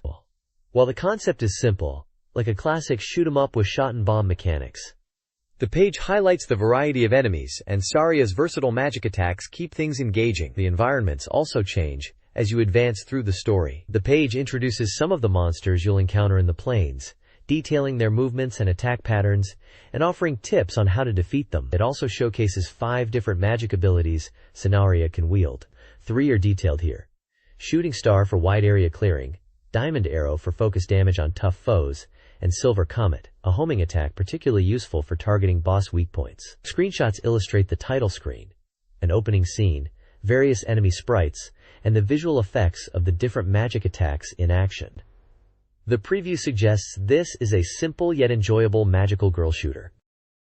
This page continues the feature on Twinkletail, focusing on the early stages of Sateria's quest to rescue her master. It guides players through the Talon Plains, mentioning obstacles like falling rocks, and introduces the boss, the 3-headed Chimera, noting its varied attacks. The feature then moves to our Raid-Off Castle, describing the castle's interior as a stage, with items to find but also dangers like traps and enemies. It highlights the castle's boss, the Ghost Armor, detailing its attacks and revealing its weakness is the blue core on its chest. The page also provides more detail on Sateria's magic system, stating she has a total of 5 types, including both shot and bomb varieties. It explains how shot magic powers up by collecting items but unfortunately loses a level when damage is taken, encouraging strategic use of abilities. Finally, a small note confirms that rescuing the master is just the first step in a longer battle to restore peace. Uncharted Waters, a maritime exploration and trading simulation by Koei, released on April 29, immerses players in 16th-century Portugal's Age of Discovery. Players assume the role of a protagonist, son of a missing nobleman, tasked with continuing his father's quest for new continents and lucrative trade routes. The game involves navigating port cities, utilizing the guild for quests, the tavern for crew, the market for trade, the inn for information, the port for ship management, the palace for official business, and the shipyard for ship customization. Players begin by repairing their dilapidated ship and trading goods. The page also showcases visual differences between the PC, Famicom, and Mega Drive versions, highlighting character portraits and town views. This page dives deeper into the vital locations you'll frequent in port cities in uncharted waters. The tavern is where you can treat the barmaid or buy drinks for patrons to glean valuable information, hire sailors for your ship, or even recruit companions to join your fleet. Be warned though, getting hooked on gambling here can quickly deplete your funds. The market is crucial for buying and selling goods. Mastering trade is key to success, as prices fluctuate wildly depending on the port and demand. Always check the market rates and negotiate prices to maximize your profits. The inn isn't just for resting. It's a prime spot to gather intelligence on port conditions, friendly nations, and information about other fleets. Knowing which ports are dangerous or where to find lucrative trade routes is vital. Finally, the guild acts as a specialized shop selling essential items for safe navigation and combat. Items like the sextant and telescope are indispensable for exploration and charting, while weapons, charms, and statues boost your combat capabilities. These items directly impact your success and are crucial for long voyages. This guide to shipbuilding and fleet management in uncharted waters outlines your journey to build a world-class fleet. It covers earning gold and selecting the right ship types, from basic trade vessels to powerful galleons, each with unique stats. The guide details ship customization, including choosing figureheads for luck, sails for maneuverability or speed, and weapons like cannons. Early game strategy emphasizes the profitable Lisbon-Seville sugar trade to build capital. Expand your operations into the Mediterranean, investing in navigational tools for exploring foreign waters. Finally, it provides naval battle tips, recommending patience with small ships. When ready, utilize medium or larger vessels, position yourself upwind, and equip your ships with quality weapons and protective charms for victory. Screenshots illustrate the shipyard, ship types, and intense combat. This page takes an in-depth look at the Victor Wonder Mega, a fantastic multimedia console from 1992. It wasn't just a Sega Genesis and Sega CD combined. Victor positioned it as a complete entertainment system capable of gaming, playing music grids, and even karaoke. The feature, titled Expanding Circle of Play, highlights the endless possibilities the Wonder Mega offered. It covers how to use the system in various ways, and touches upon where to purchase it, and Victor's overall strategy for the console. The page showcases the console itself, its distinctive controller, and features screenshots from bundled software like the Wonder Mega Collection, Game Garden, along with the system's charming mascot character. This was Victor's vision for a truly versatile home entertainment hub. This page is the first part of a feature exploring the Victor Wonder Mega, explaining that it's much more than just a combination of the Sega Genesis and Sega CD. It highlights several enhancements, including improved audio quality, stereo output, added video and MIDI ports for wider connectivity options, and a new top-loading CD drive. The menu system was also updated with new functions. The feature emphasizes the Wonder Mega's multitasking abilities beyond gaming, including its well-known karaoke function. A particularly useful accessory discussed is the backup RAM cartridge, vital for saving progress in larger games, especially RPGs, and strategy titles like the one pictured, similar to Nobunaga's Ambition. This cartridge allows players to easily save and transfer game data, overcoming limitations of internal memory, and making it simple to play games at a friend's house. The page also includes a diagram illustrating how to connect the console to a television using various output options like AV, RF, and SVideo, showing the console's versatility. This page continues the feature on the Victor Wonder Mega, focusing on its enhanced multimedia capabilities. The second section highlights the console's high-quality audio features, noting the progression from older sound chips to PCM and recorded sound. It explains the game position and X-Bass sound modes, designed to provide immersive soundscapes, particularly beneficial for genres like shooters and RPGs. The console can connect to various audio setups, from standard TV speakers to high-fidelity systems, and the text mentions operation is improved over the standard Sega CD interface. The third section details the Wonder Mega's robust karaoke functionality. It suggests creative uses like a song intro quiz game utilizing the system's intro playback feature, with options for random song selection. The karaoke features include pitch control, vocal cancellation for practicing, and even a voice changer. With 2 microphone inputs, players can easily perform duets. The page displays images of the console connected for both music listening and karaoke, showing menu screens and lyric displays, along with examples of a bundled game collection and a karaoke CD.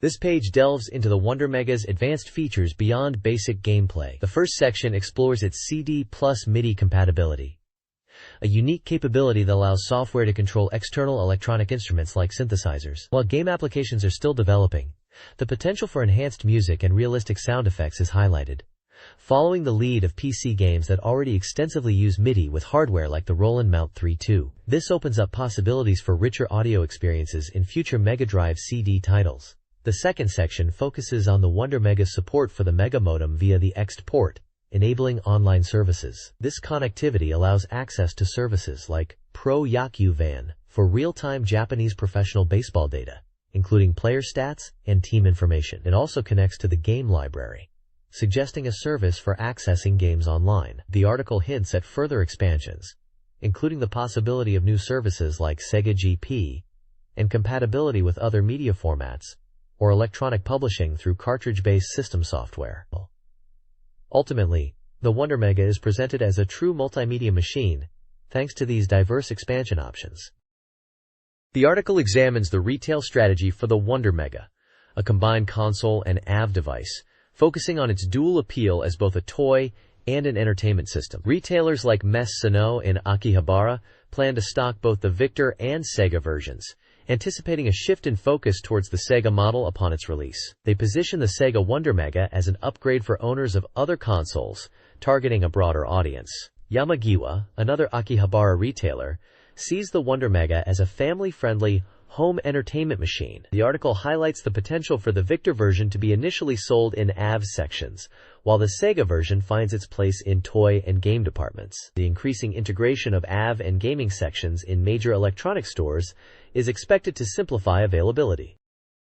This page features part 2 of an article on Japan Victor's Wonder Mega strategy, presenting an interview with Jun Kawaiichi from their AV Amusement Business Promotion Office. He discusses Japan Victor's entry into the game industry with the Wonder Mega, acknowledging it's a new venture where they are actively learning. The Wonder Mega is a joint effort with Sega, and both companies plan to utilize their distinct sales channels, creating a competitive dynamic. Kawaiichi highlights the challenge of selling both hardware and software in traditional AV/electronic stores, a practice they aim to establish. The target audience for the Victor version includes existing owners of systems like the Famicom and AV equipment, while the Sega version is aimed more at PC users, visualized in a target diagram. To attract new gamers, they plan promotions like in-store materials and character development, emphasizing the system's availability in local electronics stores to distinguish their approach from Sega's. The Victor Wonder Mega includes the Wonder Mega Collection software, featuring content like karaoke to appeal beyond the core gaming audience.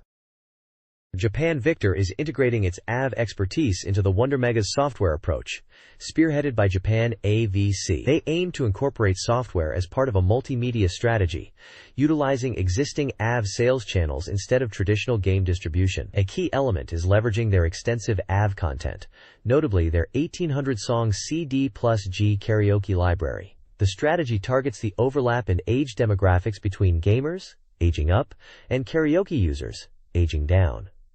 The Wonder Mega seeks to appeal to this converging audience. Victor is also responding to user feedback, including connectivity options and high-quality built-in speakers to enhance the audio experience. The page highlights the popularity of their CD plus G karaoke twin pack products, underscoring their broad appeal.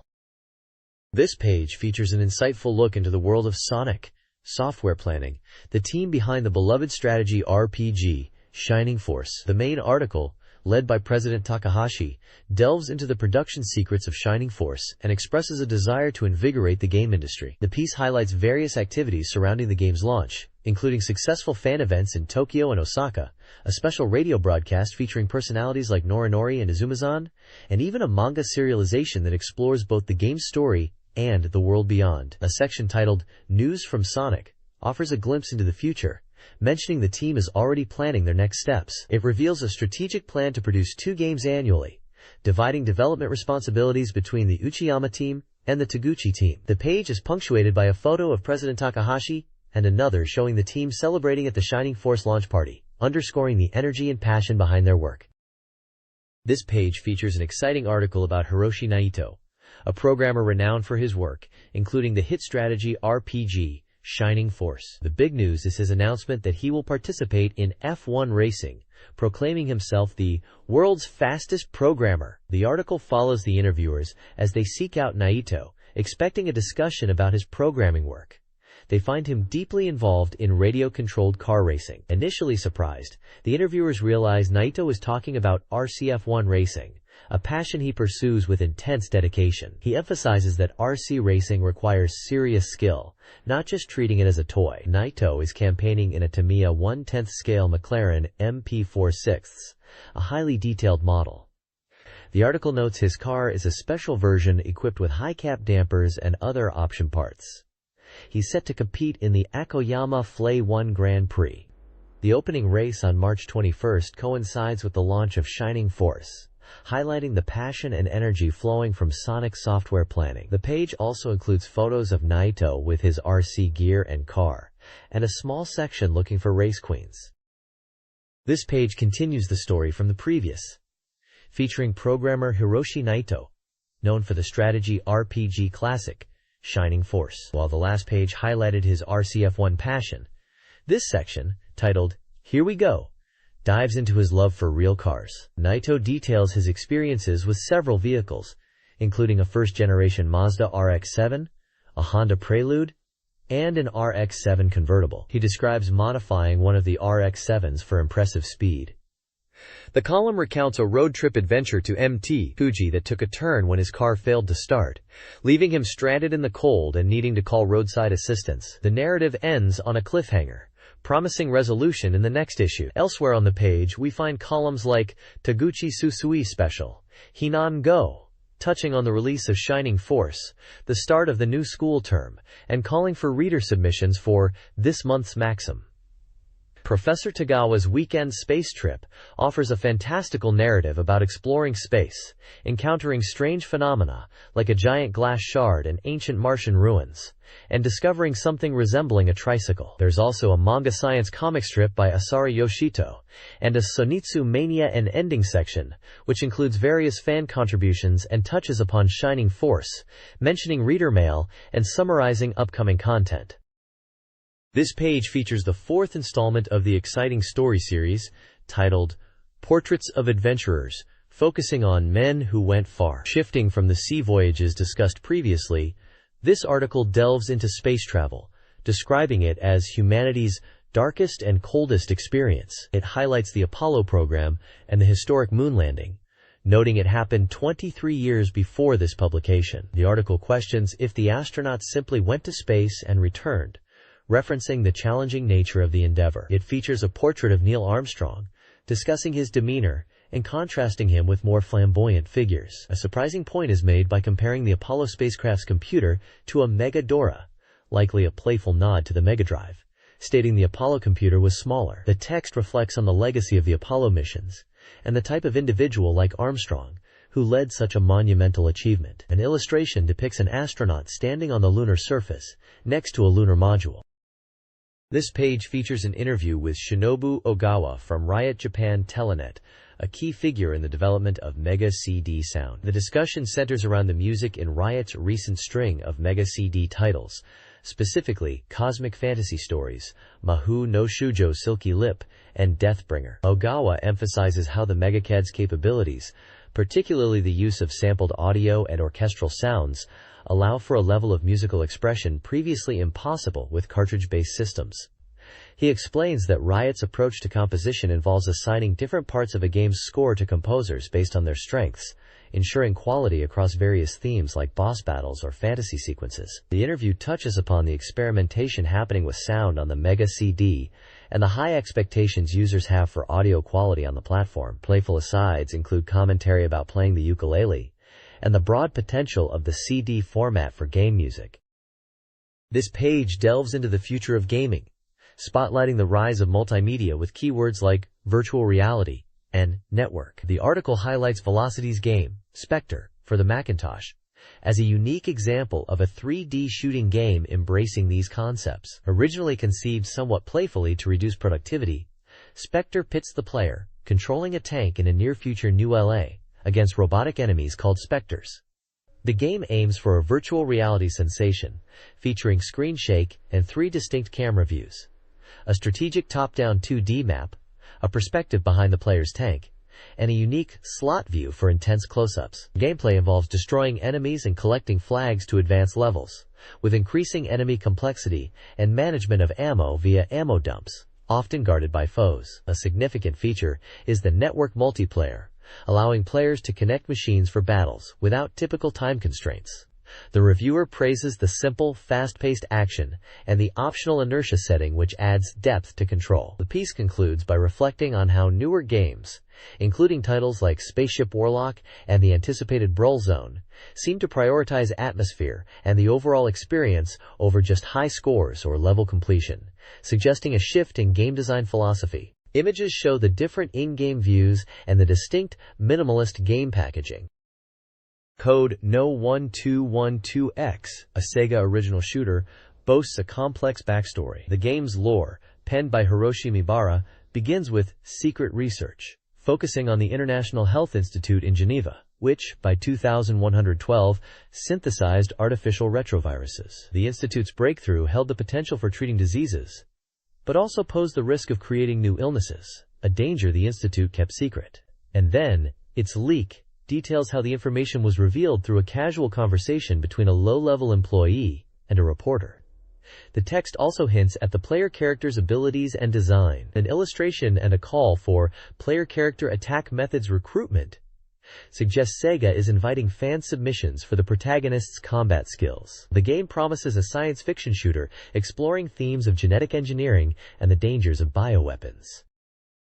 The next page dives deeper into the world of Code No1212X, following up on the initial backstory. Here we see the fearsome enemy creatures players will face, including the monstrous Hirameshi, Hanamushi, and Ujimushi, visually depicted as grotesque forms. The narrative text continues the secret research storyline, depicting the tense aftermath of the information leak discussed previously, ending on a cliffhanger with "To be continued." Below, the magazine calls for fan submissions for player character attack methods, building on the previous month's enemy design recruitment. Confirms the game features 4 distinct player characters, based on insect and fish types, hinting at unique playstyles and optional equipment. This section encourages imaginative ideas for how the player characters will battle the genetic monstrosities. The accompanying text on the right expands on the game's themes, discussing how the creatures, despite resembling Earth organisms, are intentionally warped. It explains the concept of retroviruses being central to the pre-story, suggesting the enemies are artificial life forms created through genetic manipulation, aligning with the game's science fiction premise of dangerous bioweapons. This page is a reader questionnaire designed to gather feedback from the magazine's audience. It provides step-by-step instructions on how to fill out the accompanying postcard. The survey covers various aspects of the reader's profile and gaming habits, asking for demographic information like gender, age, and occupation. It delves into their gaming preferences, inquiring about the number of Genesis/Mega Drive games they own and the other gaming magazines they read regularly. Readers are also prompted for their opinions on the Wonder Mega console and which game systems they currently own, including various platforms like the Mega Drive, Super Famicom, PC Engine, and Mega CD. A significant part of the survey is a numbered list of 77 games, asking readers to identify which titles they are most interested in buying next. This list serves as a fascinating snapshot of upcoming and desired games at the time, featuring titles like Elysia Dragoon, Uncharted Waters, Musha, Thunder Force IV, Lunar, The Silver Star, and many other Japanese releases, providing crucial insight into reader anticipation and market demand across a wide range of genres. This page kicks off with an exciting announcement from Sims, revealing several upcoming titles for the Sega Mega CD. Headlining the previews are Quiz Tonosama no Yabu, a Mega CD port of the popular arcade quiz game, Cyberload, a futuristic driving game developed by the same team behind the Genesis version of Outrun, and Vey, described as a large-scale, dramatic RPG. Screenshots showcase the unique visual style of Quiz Tonosama no Yabu, the sleek, futuristic environments of Cyberload, and a glimpse of the battle system in VE. In a section dedicated to secret software info, Sims discusses a hidden feature in the game Ninja Beret Densetsu, highlighting a concealed sound test. Amusingly, the developer candidly admits to having forgotten the exact method to access it, adding a touch of behind-the-scenes reality. Finally, the page invites readers to participate in the new Sims Communication Corner by sending in postcards, welcoming illustrations, manga, and questions for potential publication. A small comic strip related to the quiz game adds a light-hearted touch. This page features the Mega CD Press, highlighting upcoming titles for the Sega Mega CD. It previews a diverse lineup including RPGs like Seima Densetsu 3x3 Eyes and Dark Wizard, adventure games such as Rise of the Dragon and Detonator Organ, and action titles like Robo Aleste, alongside others like Cosmic Fantasy Stories, Deathbringers, and Yumi Mix. The main focus is on Wonderdog, described as the hero of the new era. Following up on a previous report, the article reveals the secrets of the main character, Joey. Hailing from planet Woggle, Joey is a 5-year-old superdog weighing 12 kilograms and standing 70 centimeters tall. Despite his size, he possesses immense hidden power. His favorite food is bones, which appear as items in the game. The page showcases Joey's abilities with screenshots. He can fly using his large ears, attack enemies by throwing sparkling stars, and even dig into the ground. This sneak peek introduces the versatile skills players will utilize in this action-adventure title, developed by Core Design and published by Victor. This page continues the look at Wonderdog, showcasing some of the game's stages and enemies. It highlights that the game starts on Earth before moving to Joey's home planet, Wongel, and that Joey will gain various weapons as the game progresses. The article notes the use of the Mega Drive's capacity for large characters, detailed graphics, and improved sound. Stage 1 is set on Earth, where local animals have become enemies due to alien influence. The reviewer praises the beautiful graphics and the surprisingly cute design of the enemies, finding them almost a shame to defeat. They note the game's feel is comparable to titles like Sonic and Mario, showing enemies such as a skunk that attacks with farts, a hedgehog, and a sly-looking fox. Midpoint flags and bonus stages filled with items are also featured. Stage 2 shifts to a peculiar urban environment, where the backgrounds feature strange, transforming buildings, hinted to be the work of aliens. The scrolling background adds to the atmosphere. New, unique enemies appear, including a quick-moving bulldog equipped with boxing gloves, and the text hints at the appearance of large boss characters. Like the first stage, hidden bonus stages are present, offering plenty of items to collect. Overall, the page emphasizes the game's varied stages, engaging enemies, and strong visual presentation. This page presents a comic strip titled, Go For It, Wonderdog, serving as Episode 1, Visitor from Space. The vertical text on the left explains that 2 mysterious figures have arrived on Earth, and questions when Joey, who knows nothing, will realize his true identity. The comic introduces Joey, who we learn is actually the Wonderdog from the far reaches of space. However, he was raised as a normal puppy by a boy named Billy, presumably one of the kids shown them. The mysterious figures appear in a spaceship, plotting to quickly finish a job on Earth. Meanwhile, Billy calls out to Joey to follow him, and Joey reacts with surprise. The comic emphasizes that Joey is currently unaware of his true nature as Wonderdog. The bottom text previews the next episode, stating that Billy and a girl named Diana will be kidnapped, hinting at Joey's awakening. This comic provides the narrative backdrop for the game, setting up the conflict with alien invaders and the origin story of the titular hero. This page is a feature article about the sound production for the Mega CD version of 3x3 Eyes, a popular RPG based on the manga. It highlights the game's dynamic orchestral music and confirms the return of the voice cast from the original video animation, OVA. The article focuses on an interview with Kaoru Wada, the composer and arranger responsible for the game's soundtrack. Wada composed 3 tracks for the game's animation sequences and arranged 11 tracks composed by Sega's sound staff. He explains his approach to creating the music, emphasizing the use of a dynamic orchestra combined with ethnic instruments to capture the essence of the game's diverse settings, such as Japan, Hong Kong, and Tibet. Wada mentions incorporating various ethnic instruments, like tabla and sataridrum, using 20-30 different types in total.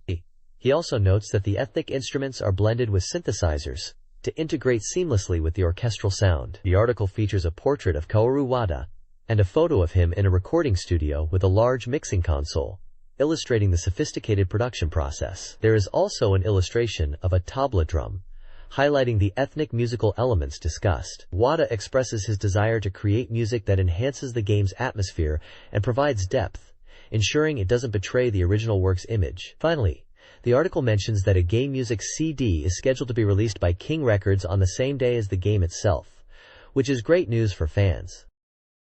This page delves further into the upcoming Mega CD RPG Dark Wizard, specifically showcasing more of its animated opening sequences. It continues the reveal from a previous issue, highlighting critical story elements. The narrative features the dark sorcerer Verone Kenais, who succeeds in breaking the seal placed on Viasdera Island by the great sorcerer Gilliam. This pivotal act leads to the birth of the four heavenly kings, depicted as emerging from Veronese's ribcage. The article details Veronese's invasion of the peaceful land of Peshawar, driving its army back and plunging the world into darkness, upsetting the balance between light and shadow. Veronese performs revival rituals for Ahriman, spreading despair. Screenshots include a portrait of the sinister Veronese, the monstrous forms of the four heavenly kings, a map of the game world, and a sequence of animated frames showing the dramatic revival ritual.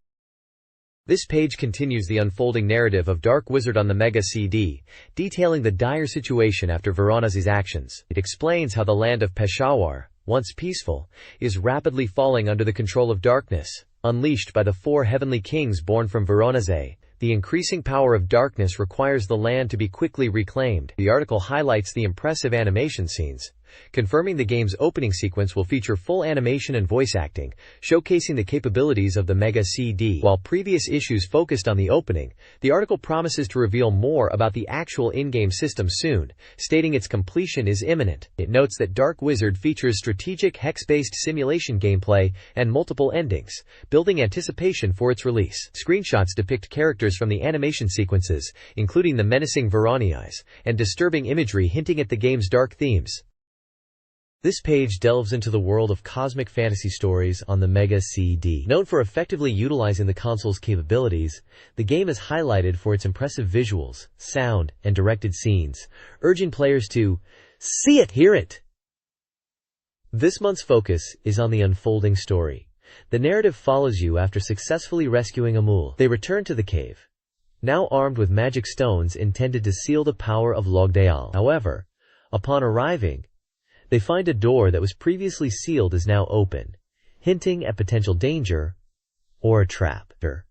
During their journey, players encounter Nyan, an interstellar merchant.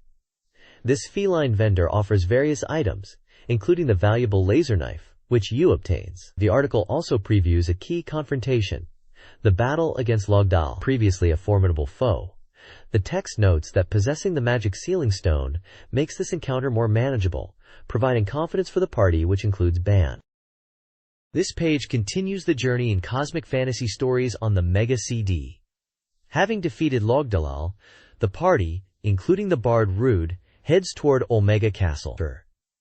First, they pass a bridge checkpoint and go south to a village where everyone is suffering from a contagious disease.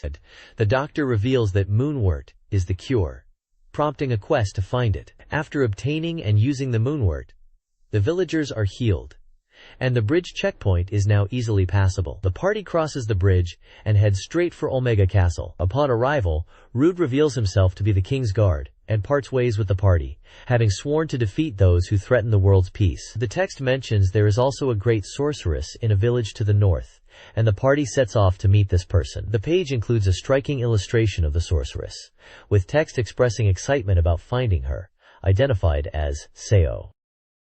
This page introduces the RPG Deathbringer for the Mega CD. Released by Telenet Japan's Riot label on April 17, 1993, for 7,400 yen, this version boasts an added auto-mapping function, making it a user-friendly port. The page sets the stage for the game, detailing the prologue where a mysterious man named Mahavira seeks to break the seal on the forbidden book Deathbringer, hidden within an eerie shrine called Diga. The text hints that breaking the seal will plunge the world into darkness. Screenshots show the shrine, the forbidden book, and a close-up of the villain, Mahavira. Following the prologue, the main story begins with a young protagonist on a quest to become a knight. His journey leads him to save a girl from an orc attack. He finds respite in her village, Solon, which is struggling during harvest season due to constant threats from orcs in the nearby forest. The page includes images of the fearful girl, aggressive orcs, and the protagonist engaged in combat, setting up the initial conflict the player will face. This page delves into Solon, the starting village in Deathbringer for the Mega CD, where the protagonist rests after rescuing the girl. The village is troubled by orcs from the nearby forests, and the villagers look to the aspiring knight for help. Key locations are detailed, including the hunter Bezel's house, where his child says Bezel is missing in the orc cave. The Podmud Temple might hold a potential companion if the priest takes you on an adventure. The elder's house is where the rescued girl lives, and you learn about the village's plight. Accessing the back door after getting information can grant you a useful buckler item. The Loganberry Inn is the place for gathering information, while Heldra's blacksmith handles all your equipment needs. Kuzuma's house offers wisdom about the forest, and Alex knows about the orc cave but is currently unavailable due to poor health. The protagonist has a dedicated room for saving progress and recovering health and magic. At the village exit, the gatekeeper tells a dragon-slaying story but won't join your party, and the text reminds you to use the world map when heading into the forest to tackle the orc problem. This page guides players through the early areas of Deathbringers, detailing the journey from the vicinity of Norlos, through the Forest of Zeft, to the Orc's Cave. Initially, the Forest of Zeft features relatively weak enemies like orcs, rats, and wolves, and players are advised to return to Solon Village to heal and save if their health is low. However, as you proceed deeper into the forest and approach the Orc's Cave, tougher foes, including orc soldiers, begin to appear, and retreat becomes impossible. The guide recommends using the camp command to rest and recover HP and MP in these dangerous areas. Within the Orc's Cave, the objective is to rescue the captive hunter Bezel before challenging the Orc King. Maps illustrate the routes through these areas. The page culminates with a surprising event. After defeating the Orc King and returning to Solon Village triumphant, the village is found in ruins, covered in blood, and strange knights confront the protagonist, signaling a dramatic shift in the narrative. Screenshots display the ruined village and battles against these new enemies. This page is dedicated to the Mega CD game Mahou no Shujo Silky Lip, described as an RPG and adventure title from Riot/Nihon Telenet, scheduled for an April 24th release. The reviewer declares the game is truly like a TV anime and is remarkably interesting, with a theme song so catchy it stays in your head, evoking a nostalgic feeling reminiscent of elementary school days. The page focuses on the game's first episode, Hello from the Magic Kingdom, providing a summary of the initial story. The protagonist, Lip, recovers from a cold and finishes her Magic World classes, only to be summoned by the principal to the Magic Castle, causing her some apprehension. Screenshots showcase various scenes, including Lip's tidy room, an interaction with the principal, who seems less angry than usual, and a classmate identified as Fluel. The narrative follows Lip's journey to the imposing Magic Castle, where she is called. The page ends by posing the question of Lip's fate after being summoned there. The game's presentation, particularly the opening visual with lyrics, is highlighted as a major draw. This page continues the dive into the Mega CD adventure RPG, Mahou no Shujo Silky Lip. Following the events on the previous page, the story summary details how Lip is informed she's a candidate for the next queen, and must go to the human world for training. Despite her reluctance, she is accompanied by a character named Ketcha. Screenshots illustrate her arrival and initial experiences in the human world, including helping an elderly man who is being bullied, leading him to guide her to the person who will look after her there, Sheikh Obasan. This encounter shows Lip that good people exist, even outside the magical realm. The page also sheds light on the game's dialogue system, which utilizes 3 emotional choices: joy, anger, and sorrow. Players are cautioned that poor choices can affect their characters' parameters and even limit their options, adding a strategic layer to conversations. The game is presented as a series of 11 episodes, structured much like a TV anime, with opening and ending sequences for each. The page concludes the summary of the first episode and offers a teaser for the second, titled, Genius Girl Isabella Appears, introducing a new rival character who will challenge Lip. The focus remains on the game's anime-like presentation and character-driven narrative. This page concludes. Mahou no Shujo Silky Lip's Episode 1 story explains the conversation system, and previews Episode 2 featuring rival Isabella. This page presents a grand unveiling of the opening visuals for the Mega CD adventure game, Mahou no Shujo Silky Lip. Following the details about the game's story and system, this spread is dedicated entirely to showcasing the anime-style opening sequence. Numerous screenshots capture key moments from the intro, featuring the main character Lip and other visuals from the animation. Below many of the images are snippets of lyrics and phrases from the opening song, such as Ruraruru, Lip is magical, and lines evoking themes of daily life, worries, and the promise of excitement. The page gives readers a visual taste of the game's presentation, culminating in a shot of the game's title screen, which confirms its developer, Telenet Japan, and copyright year, 1992. It effectively highlights the game's intention to feel like an interactive anime episode. This page dives into the Mega CD version of the classic adventure game, Rise of the Dragon, a Blade Hunter mystery. It highlights the power the Mega CD brings to the adventure genre, promising a substantial experience. The article shows off screenshots and artwork, including a look at the game's opening sequence, which is described as a big, hard-boiled production. The story centers on Private Detective Blade, William Hunter, in a grim, futuristic Los Angeles in 2053, tasked with investigating a murder, specifically that of the mayor's daughter, Lara Vincent. The city is depicted as a decaying, rain-soaked metropolis, filled with crime and secrets, hinting at a deep conspiracy. The page also features character portraits for Lara Vincent and the mysterious Areki. It mentions the game's point-and-click interface and the large scale of the original PC release. This page continues the deep dive into the Mega CD's potential, starting with a closer look at Rise of the Dragon, a Blade Hunter mystery. We get a glimpse into protagonist Blade Hunter's apartment, a key location for investigation in the game's realistic and free-roaming system. The article highlights interaction points like the video phone, where we see the face of Mayor Vincent, Blade's client, reinforcing the connection to the previous page's setup. New screenshots introduce intriguing plot elements, including a mysterious Chinese character, and hints of a drug deal, promising the mystery only deepens. A list of the game's programmers is also featured.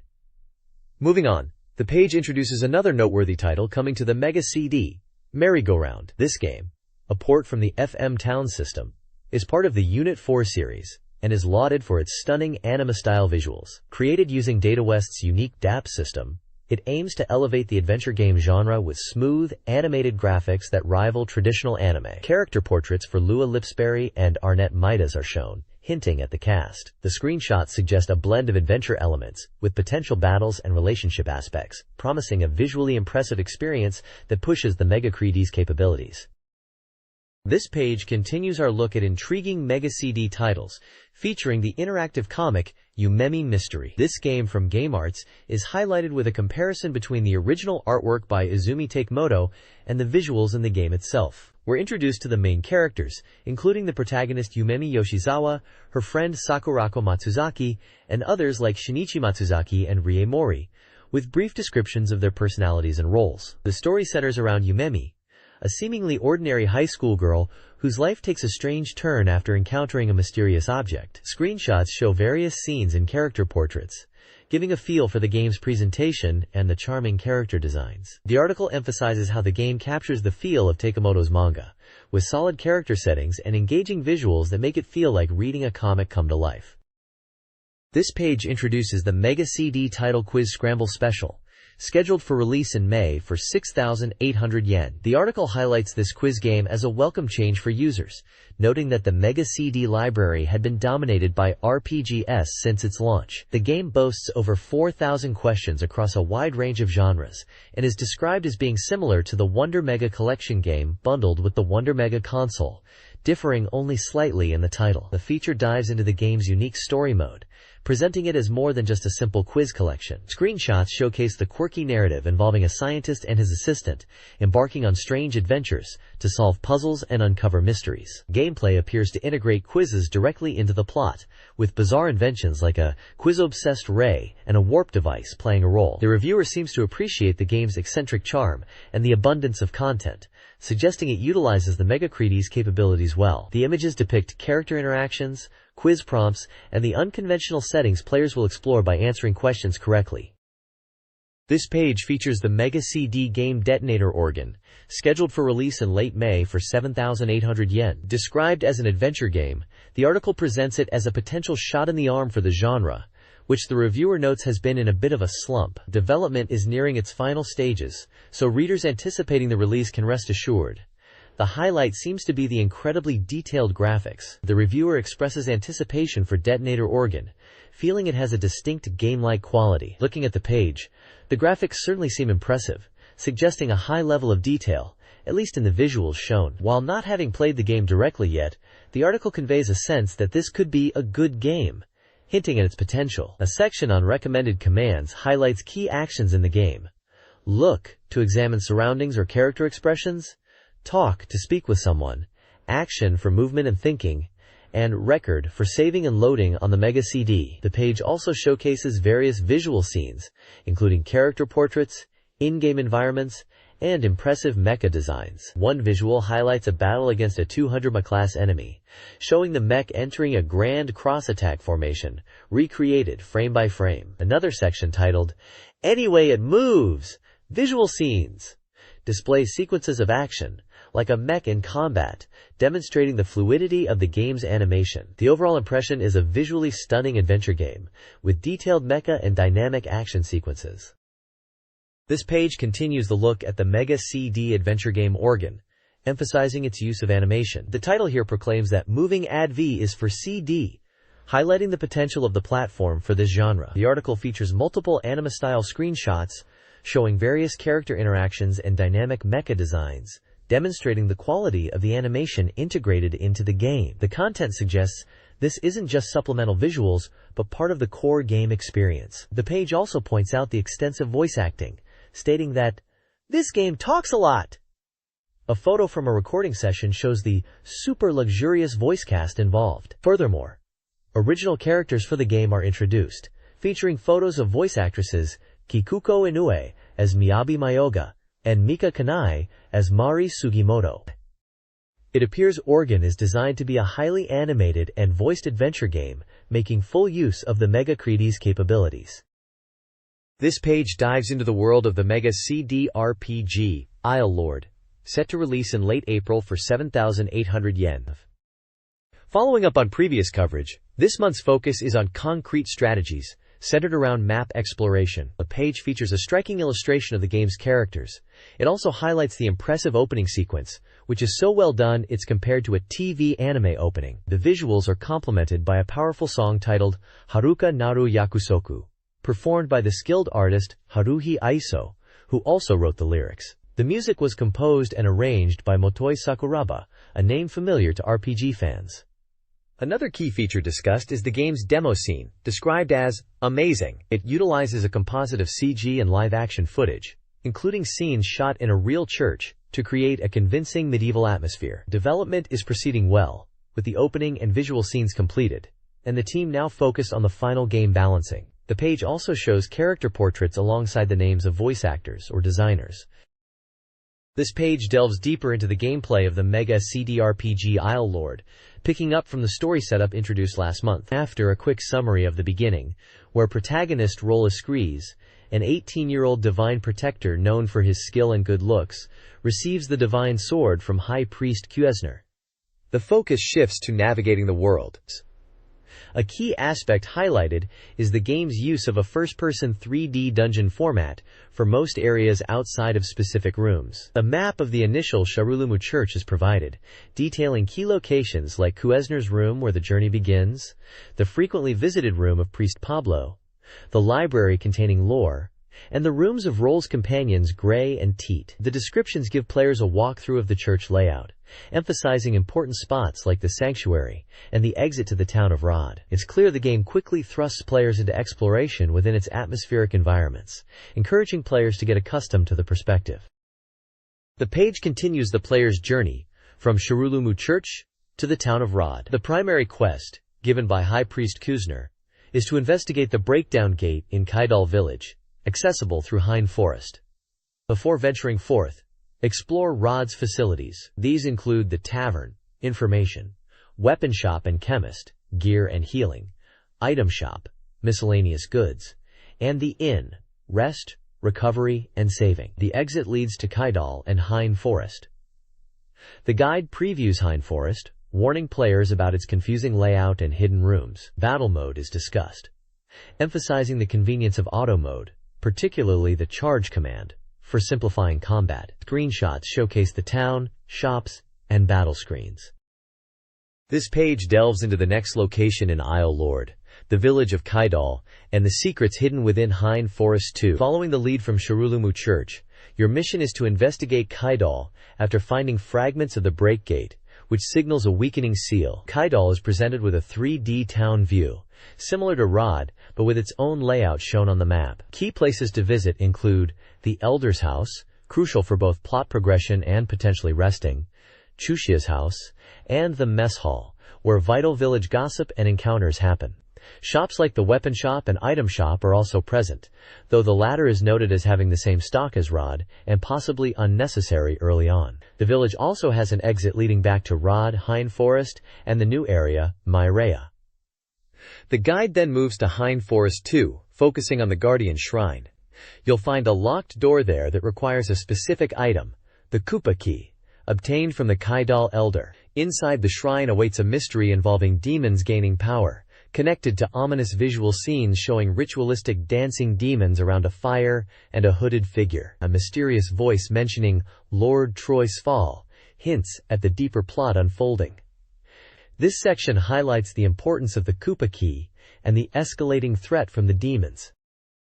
This page delves into the unfolding mystery in the village of Kydal, focusing on the suspicious character Chushia, following leads from the Garum family and the items found at the Hine Cave Shrine, specifically a magic book discovered by Roll that turns out to be the same one Chushia possessed. Roll confronts Chushia. The confrontation leads to a battle where Roll defeats Chushia. A mysterious purple smoke emanates from the fallen Chushia, and Roll becomes speechless. Suddenly, the sword Roll is carrying speaks, revealing itself as Shalmar, and declaring that Roll is receiving a mission from Shalmar. This confirms the divine sword Shalmar's identity and its role in guiding Roll.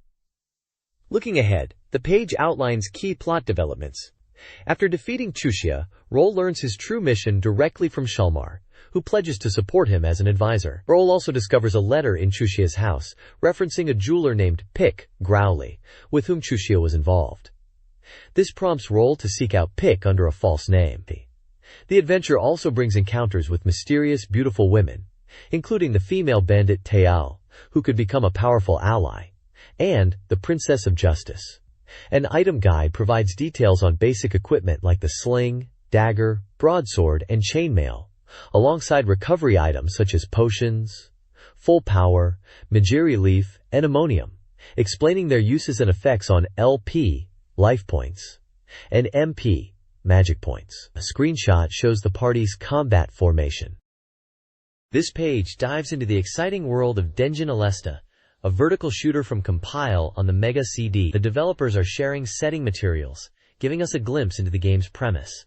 A human drama set in the Sengoku period, pitting the protagonist, Denjin, against powerful rivals. We see character art for key figures like Ganon Seba, a survivor seeking revenge, and Astaroth, a mysterious figure controlling 6 generals. The page also lays out the stage settings, detailing the varied environments you'll battle through, from a hidden ninja village to a fiery volcano and a floating battleship. The screenshots show classic Compile shooter action. There's also a brief mention in the Mega CD info section about Afterburner 2i, indicating it's a title that's been shown and is anticipated, likely featuring updated visuals given the platform. This page definitely hypes up Denjin Alesta with its detailed stage descriptions and character introductions. This page features a review of Sega's Hyper Pro Baseball 92 for the Game Gear. It acknowledges the changing trends in sports popularity among young people, leaning towards soccer and basketball, but notes that baseball games remain strong, particularly referencing the success of the Famista series, which thrives on updated player data. Hyper Pro Baseball 92 is presented as Sega's take, notably shifting its camera perspective from the previous title's TV broadcast view to a behind-the-catcher angle, much like the popular Famista games. The review highlights the use of real player and team data as a major selling point, showing screenshots of team selection featuring Japanese league teams and player names in lineup screens. It also mentions the inclusion of 2 different stadium types, While praising the move to real data and the new camera view, the review section gives a mixed assessment. The evaluation diamond chart shows operability is decent, but game balance, longevity, and the AV aspect, graphics sound, receive lower scores. The 1-point review is critical, pointing out issues like unnatural batting timing lag, inconsistent running speeds, and overall lacking polish compared to the potential of the new perspective. It seems Sega's entry into the realistic baseball game genre for Game Gear had some noticeable flaws, despite incorporating key features like real data and a popular camera view.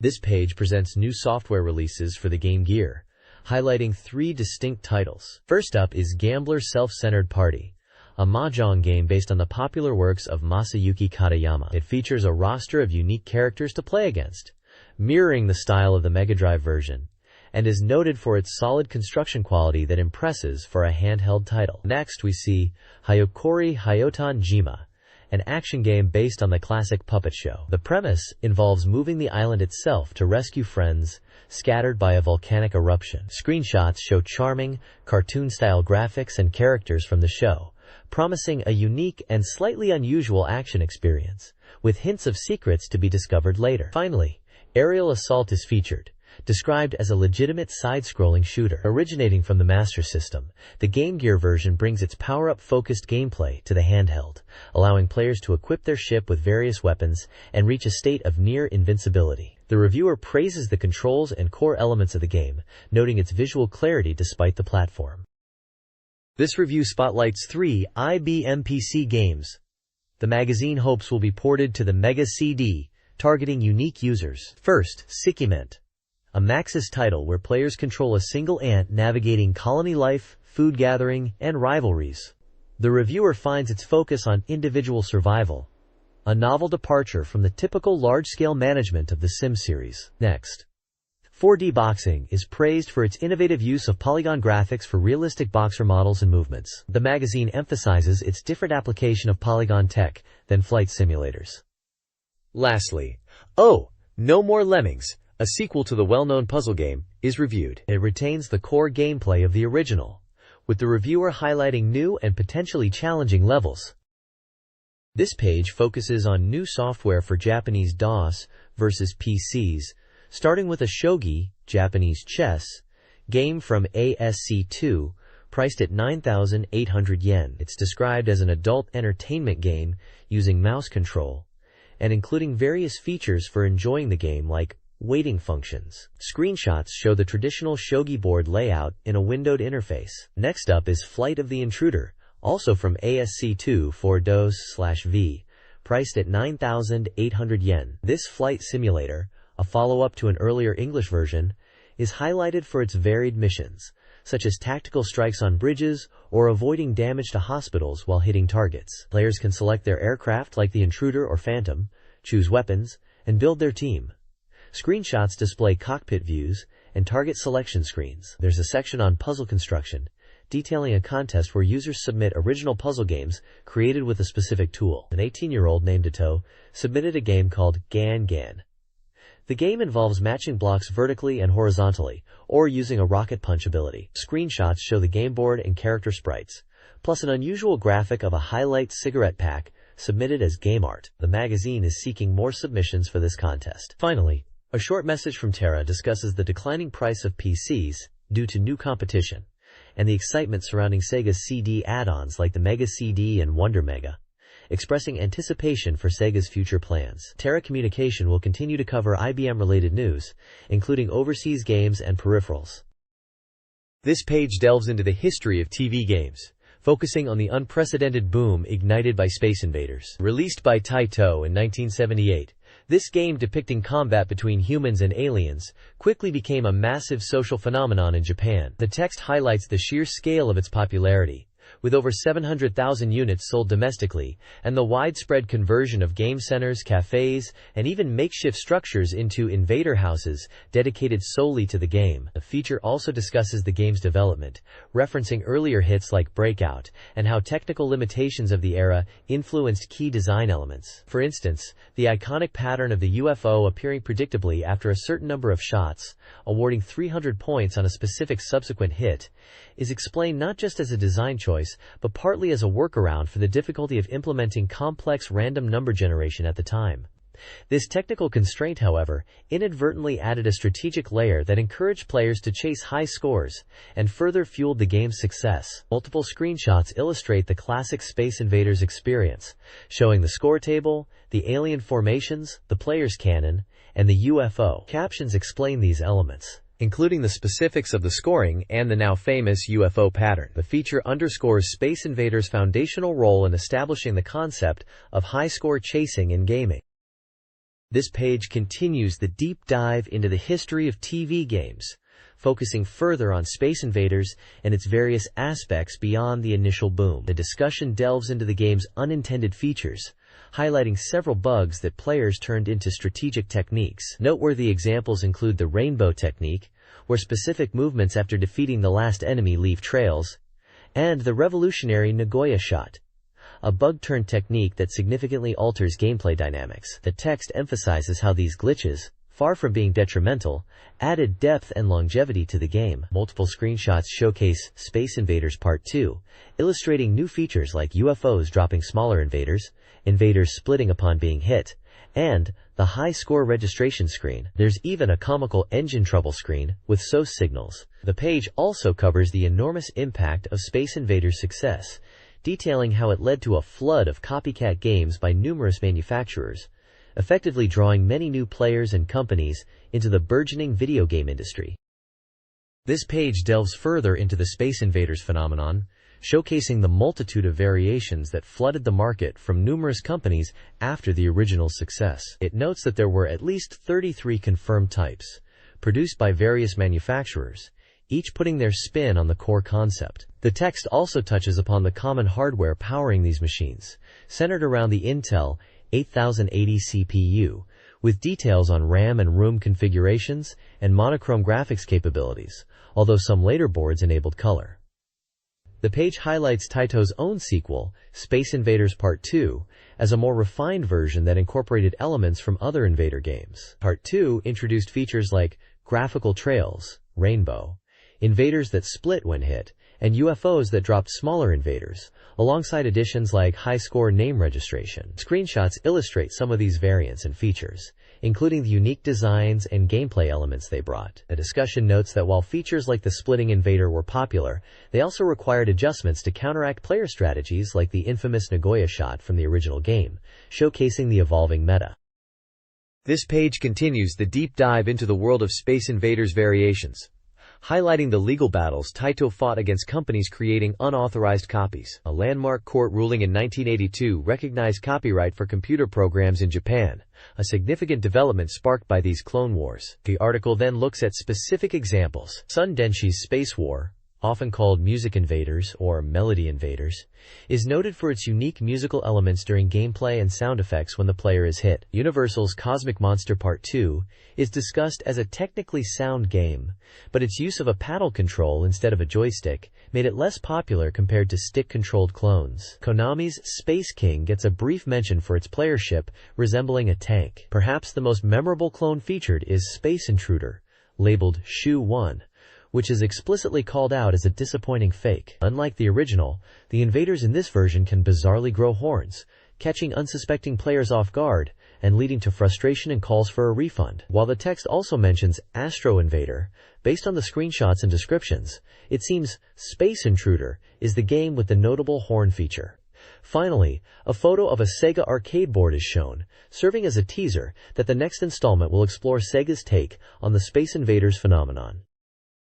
This page features the 25th volume of the BeepMD League column. It's a dedicated space for players to share hidden techniques and cheats for popular Sega Mega Drive titles, with a minor update happening to the column itself. Several key games are highlighted with useful tricks. For Golden Axe 2, players can learn a simple method to boost their starting credits to 8 by manipulating button presses in the options menu. The shoot-'em-up Steel Empire gets a valuable tip on how to unlock a round select feature using the sound test options. The column also provides multiple tricks for Battlemania, known as Battlemania Daiju in Japan. One trick reveals a hidden demo sequence before the title screen by holding buttons during boot up. Another details how to unlock stage select by completing the game on a specific difficulty. Perhaps most useful is the ability to instantly maximize your shot level during gameplay, simply by pressing a button on the second controller after specific option settings. Additionally, a sidebar mentions a trick for Davna Infernal Curse, where players can exploit an enemy drop in stage 12 to quickly reach the maximum life count. These tips offer players advantages and unlock hidden features across several exciting Mega Drive titles.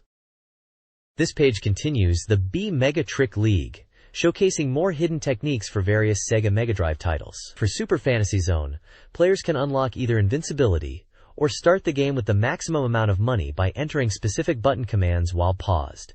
The screenshot shows the game with cheat indicators like no-hit and free play. Heavyweight champ G offers a handy sequence. After pausing, inputting left, right, left on the directional pad followed by up, down, left, or right results in different powerful effects like ending the match with a KO, winning by score decision, gaining 9 super punches, or instantly recovering all your health. Dragon's Eye plus Shanghai 2i players can access the help feature even in tournament mode where it's normally disabled, by holding down A and B buttons on the second controller while powering on the console. Finally, in Sid of Valise, entering a direction and button sequence, up, down, left, right, A, B, up, down, on the title screen unlocks invincibility, confirmed by a sound effect upon successful entry. The page also details the prize system for submitted tricks, awarding participants based on the quality and usefulness of their finds, ranging from game software to gift certificates, recognizing the top tricks submitted by readers. The next page presents the reader giveaway for the May 1992 issue, giving fans a shot at scoring some cool swag. Up for grabs are your choice of any Mega Drive or Game Gear software released up to April 92, a slick card deck tied to the Mega CD game Nostalgia 1907, a poster for Cosmic Fantasy Stories, another Mega CD title, a Slime World pen set, and a couple of awesome t-shirts, one featuring the Magical Dinosaurs tour and another with a distinct Sega vibe. The page also touches on the economics of game development, noting the significant costs of Crydrom production and the gamble it represents for smaller companies. It rounds out with information on how to apply for the prizes, a helpline for magazine inquiries, and acknowledgments for the magazine staff. This page announces the grand opening of Laox, the computer game museum in Akihabara. The illustration depicts a fantastical building, almost like a futuristic castle, populated with figures engaged in various game genres: knights battling, golfers on a course, race cars speeding, and baseball players. The text proudly proclaims it is a store specializing entirely in computer games, boasting an explosive and extensive lineup. They'll be stocking software and hardware for practically every major system of the era, from the popular Famicom, Super Famicom, and Mega Drive, through PC Engine, to more niche platforms like FM Towns, X68000, MSX, and even PC 9801, PC 8801, Mac, and IBM. Beyond just games, they're also selling strategy guides and character merchandise.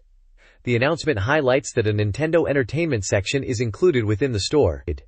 It details the opening date as April 29th at 10 a.m.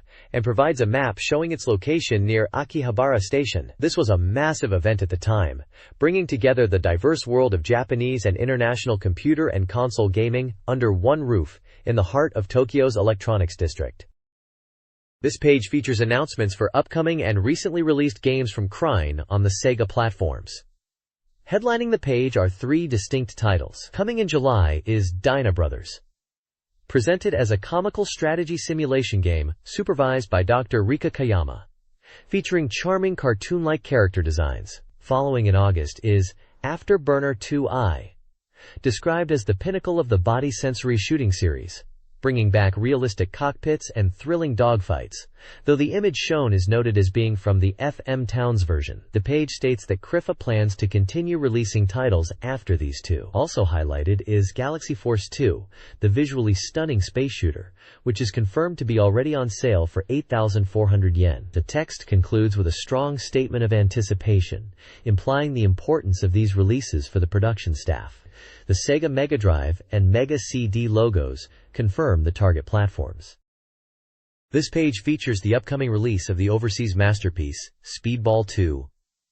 The large headline proclaims that once you buy it, you'll be so hooked you'll play all night. Set to launch in June at a price of 6,800 yen, excluding tax, Speedball 2 is presented as the first title in a new series of international games brought by Kring. It's described as a fast-paced, ballistic game that cleverly fuses the intensity of American football techniques with the strategic elements of hockey. The accompanying image shows the game's logo, futuristic players in armor, and a cheering crowd, hinting at the brutal, high-energy sport within. This looks like a promising start to Kring's push with overseas hits. This page features Koei's classic simulation RPG, Uncharted Waters, coming to the Mega Drive. Described as a Riko-Ishan game that mixes the fun of RPG and simulation, the page showcases the pixel art town environments, including a guild, tavern, exchange, palace, and inn, highlighting the places where players can trade, gather information, and prepare for voyages. Screenshots depict the world map sailing interface and town exploration views. The game promises exciting sea adventures and exploration as players embark on a journey of discovery. The Mega Drive version features 8 mega room and battery backup, priced at 11,800 yen and set for release on April 29th. The artwork includes the game's box art and a character dressed in historical European attire, emphasizing the game's Age of Exploration theme. This page showcases Dark Kingdom, known in Japan as Tenku Retsuden Musashi, a historical hero action game from Kaneko coming to the Mega Drive. The striking artwork depicts a central warrior figure, reminiscent of Miyamoto Musashi, engaged in battle with large, fierce-looking creatures, conveying a sense of epic struggle. The page highlights the game's genre and features 2 small screenshots showing side-scrolling action gameplay and likely a battle or menu screen interface with character portraits. The game is listed as a 4 mega room title for the Mega Drive, scheduled for release in July, with the price yet to be determined. The text likely describes the game's premise, focusing on the historical hero action theme. This page features the Cluster Stick Ease, a robust, dedicated joystick for the Sega Mega Drive. Designed by a team with a proven track record and millions of units produced, this stick packs high performance into a compact form. Gamers will appreciate the core features, like the independent 3-way turbo and slow motion functions. You get variable turbo speed adjustable on the fly, a responsive turbo trigger that flashes when engaged, and a solid 8-way directional lever, offering precise control. The slow function can offer a tactical advantage in certain games. This well-built controller, designed to stay stable during intense play with its appropriate weight, is currently selling well at a suggested price of 6,500 yen, excluding tax. This page serves as an announcement from Data West, introducing their new title for the Mega CD. Titled Mega Debut, it promotes Merry-Go-Round from the 4th unit series. The page emphasizes Data West's proprietary Active Picture System, or DAPS, which is noted as patent pending, suggesting the game leverages advanced visual capabilities unique to the Mega CD hardware. This title is presented as a Mega CD exclusive. This page features the box art for the historical simulation game, Ambition of Caesar II, for the Sega Mega Drive. The artwork prominently displays a powerful image of Julius Caesar, with piercing blue eyes and flowing blonde hair, set against a backdrop of raging fire. Below him, a Roman warship is depicted, hinting at naval combat and strategic conquest. The title, Ambition of Caesar II, is displayed in large, striking letters, accompanied by the Japanese subtitle, 2. The page announces the game is scheduled for release in April, with a list price of 8,800 yen before tax. Ambition of Caesar II is a complex strategy title, known for its depth in managing Roman legions, economy, and political intrigue, a hallmark of Koei's historical simulations. This page presents details on the historical strategy simulation game, Caesar's Ambition 2, for the Sega Mega Drive, copyrighted by Micronet in 1992. The page features dramatic artwork depicting Roman senators plotting against Julius Caesar, a powerful figure popular with the citizens, but a threat to the Senate. The story outlines the Senate's plan to send Caesar on a distant expedition to quell unrest in Asia, a move subtly aimed at his downfall. Screenshots showcase the game's interface, including a flexible multi-window system for managing information, a detailed quarter-view strategic map, and a speedy real-time battle mode, highlighting the game's depth in political intrigue, military command, and resource management, typical of the Caesar's Ambition series. This page is a vibrant splash page introducing Thunder Force IV, a highly anticipated sequel from Technosoft for the Sega Mega Drive. The dynamic artwork dominates the page, showcasing the sleek player ship, the Rheinexer, soaring over water with dramatic cliffs and storm clouds overhead, battling a massive enemy structure in the background. A prominent headline declares the game is breaking the 2 years of silence for the legendary series. The page confirms the game is in development, indicating Technosoft as the developer and publisher, although details like the price and release date are listed as undecided. This artwork effectively teases the thrilling shoot-'em-up action and high production values the Thunder Force series is known for. This page continues the unveiling of Thunder Force IV from Technosoft, highlighting key features that make it a powerful evolution of the series. Following 2 years after the acclaimed Thunder Force 2i, the game is reborn, utilizing a massive 8-megabit room. The page details a grand game spanning 11 stages with a 2-part scenario, a plethora of powerful items including new series-exclusive weapons, a dynamic large-screen experience with newly implemented free vertical scrolling, and stunning multi-layer scrolling graphics. The audio is also emphasized, featuring clear sound across all stages and enhanced stereo sound effects. In addition to the game details, the page announces a limited pressing, 5,000 copies, of an 8cm single CD titled Thunder Force IV Special Digest, available for reservation and mail order ahead of the game's release. This digest CD features 6 tracks, including powerful in-game sounds and an arranged version. Promoting the series and this special release is the Gals Club, featured with a photo and a message encouraging fans to send in their requests for the Thunder Force series.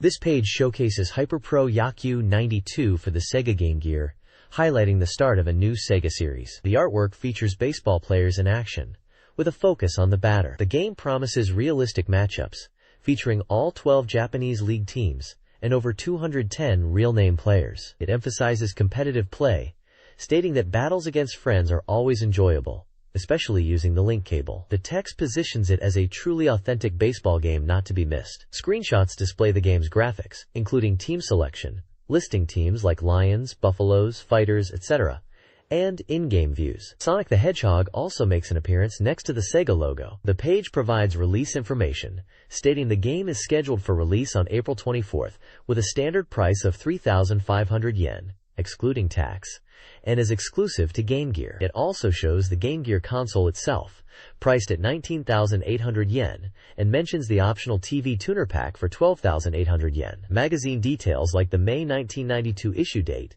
and price, 480 yen, are also present.